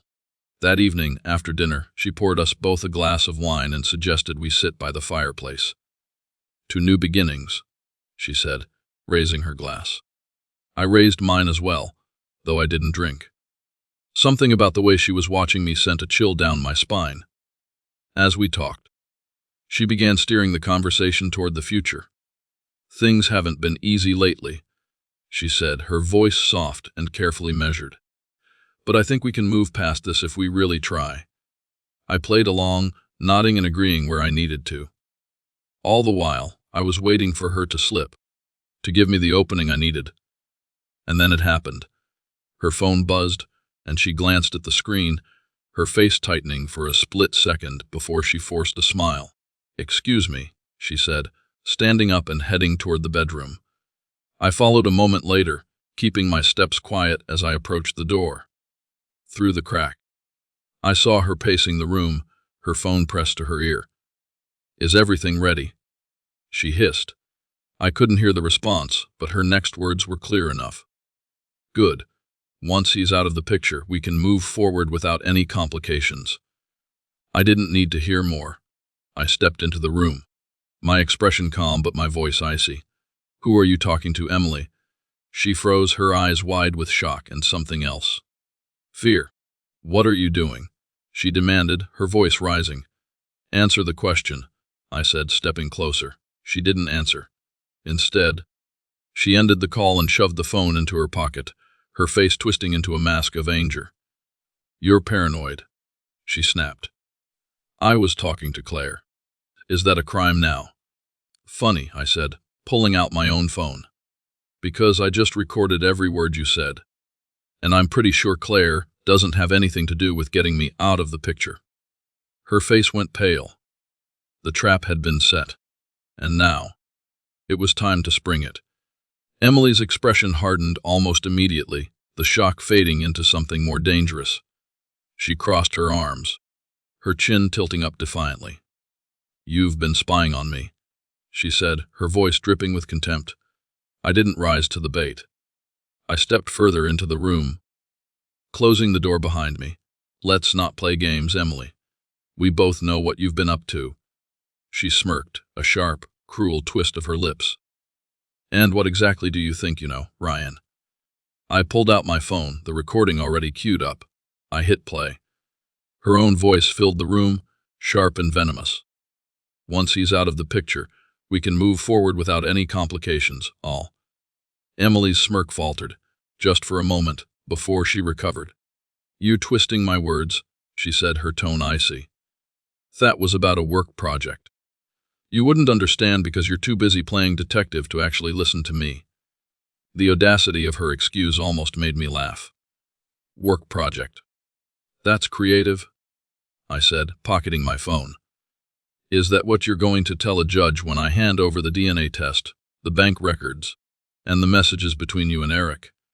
For the first time, real fear flashed in her eyes. "Ryan, you're being ridiculous," she said, her voice softening as she switched tactics. "This is all a misunderstanding. We've been under so much stress lately. I'm sure if we just talked, we could." "Stop." I cut her off, my tone firm. "Don't insult me by pretending this is something we can fix. You've been lying to me for years, Emily. You plan to destroy me, and you don't even have the decency to own up to it." Her mask slipped completely then, revealing the fury beneath. "Fine," she snapped. "You want the truth." Yes, I lied. Yes, I made plans. But do you know why, Ryan? Because you're pathetic. You've always been pathetic. And I was tired of pretending otherwise. The venom in her words hit like a punch to the gut, but I refused to let her see it. I stood my ground, meeting her glare with quiet resolve. "Is that what you tell yourself to justify all of this?" I asked, my voice low.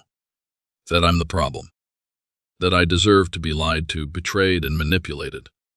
Her silence spoke volumes. I took a step closer, my voice steady. "You can think whatever you want about me, Emily, but here's the reality. I have everything I need to make sure you don't get away with this. Every lie, every scheme. It's all documented. So if you want to try and fight me, go ahead. But you won't win." For a moment, she just stared at me, her jaw tight, her eyes blazing with anger and something that looked like desperation. Then she did something I didn't expect. She laughed. It was a cold, bitter sound. "You think you've won," she said, shaking her head. "You don't even know what game you're playing." I didn't respond. I didn't need to. Instead, I turned and walked out of the room, leaving her standing there in the wreckage of her own lies. As I packed my bags, I could hear her pacing upstairs, her footsteps heavy and frantic. She was probably trying to figure out her next move, but it didn't matter. My mind was made up. By the time I was finished, it was past midnight. I grabbed my things, walked out the door, and didn't look back. The silence of the night was almost deafening as I climbed into my car and drove away. I didn't leave a note. I didn't say goodbye. Emily had played her game. and she'd lost. Now it was time for me to start over, on my own terms. As I drove away, the weight of the last few weeks finally hit me. I had spent so much time piecing together Emily's lies, anticipating her every move, that I hadn't allowed myself to feel the full impact of what she'd done. But now, with the house shrinking in my rearview mirror and the silence of the road stretching out before me, I felt everything all at once. Anger, sadness, relief. The anger burned the hottest, at Emily for her betrayal, at Eric for his cowardice, and most painfully, at myself for not seeing the signs sooner. But beneath that was sadness for what I'd lost, the life I thought we were building, the family I thought we were. And then there was relief. Pure, unshakable relief that I was finally free. By the time the sun rose, I had checked into a motel a few towns over. I sat on the edge of the bed, looking at the suitcase I'd packed in the dead of night. It wasn't much. Just clothes, a few personal items, and the folder of evidence I'd painstakingly compiled. In the end, I didn't need to use most of it. The truth was enough. Emily's own arrogance had been her undoing. For years, I had let myself believe that love meant compromise, even when that compromise came at the expense of my dignity. I had swallowed my pride, ignored my instincts, and given her the benefit of the doubt because I wanted to believe the best in her. But love without respect isn't love at all.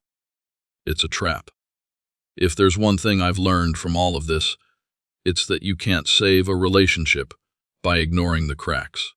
If someone shows you who they really are, if they treat you like a pawn instead of a partner, you have to walk away.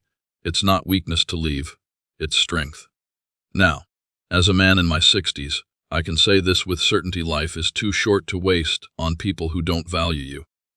Whether you're 30 or 70, it's never too late to start over. So that's what I'm doing. I didn't leave Emily to punish her. I left because I finally realized my worth. And I'll never let anyone take that from me again. I've learned that true strength comes not from enduring endless betrayal, but from having the courage to stand up and say, enough. And as I drive toward a future where my worth is not questioned, I know one thing for sure: I deserve better, and I will build a new life, one filled with dignity, respect, and hope for whatever comes next.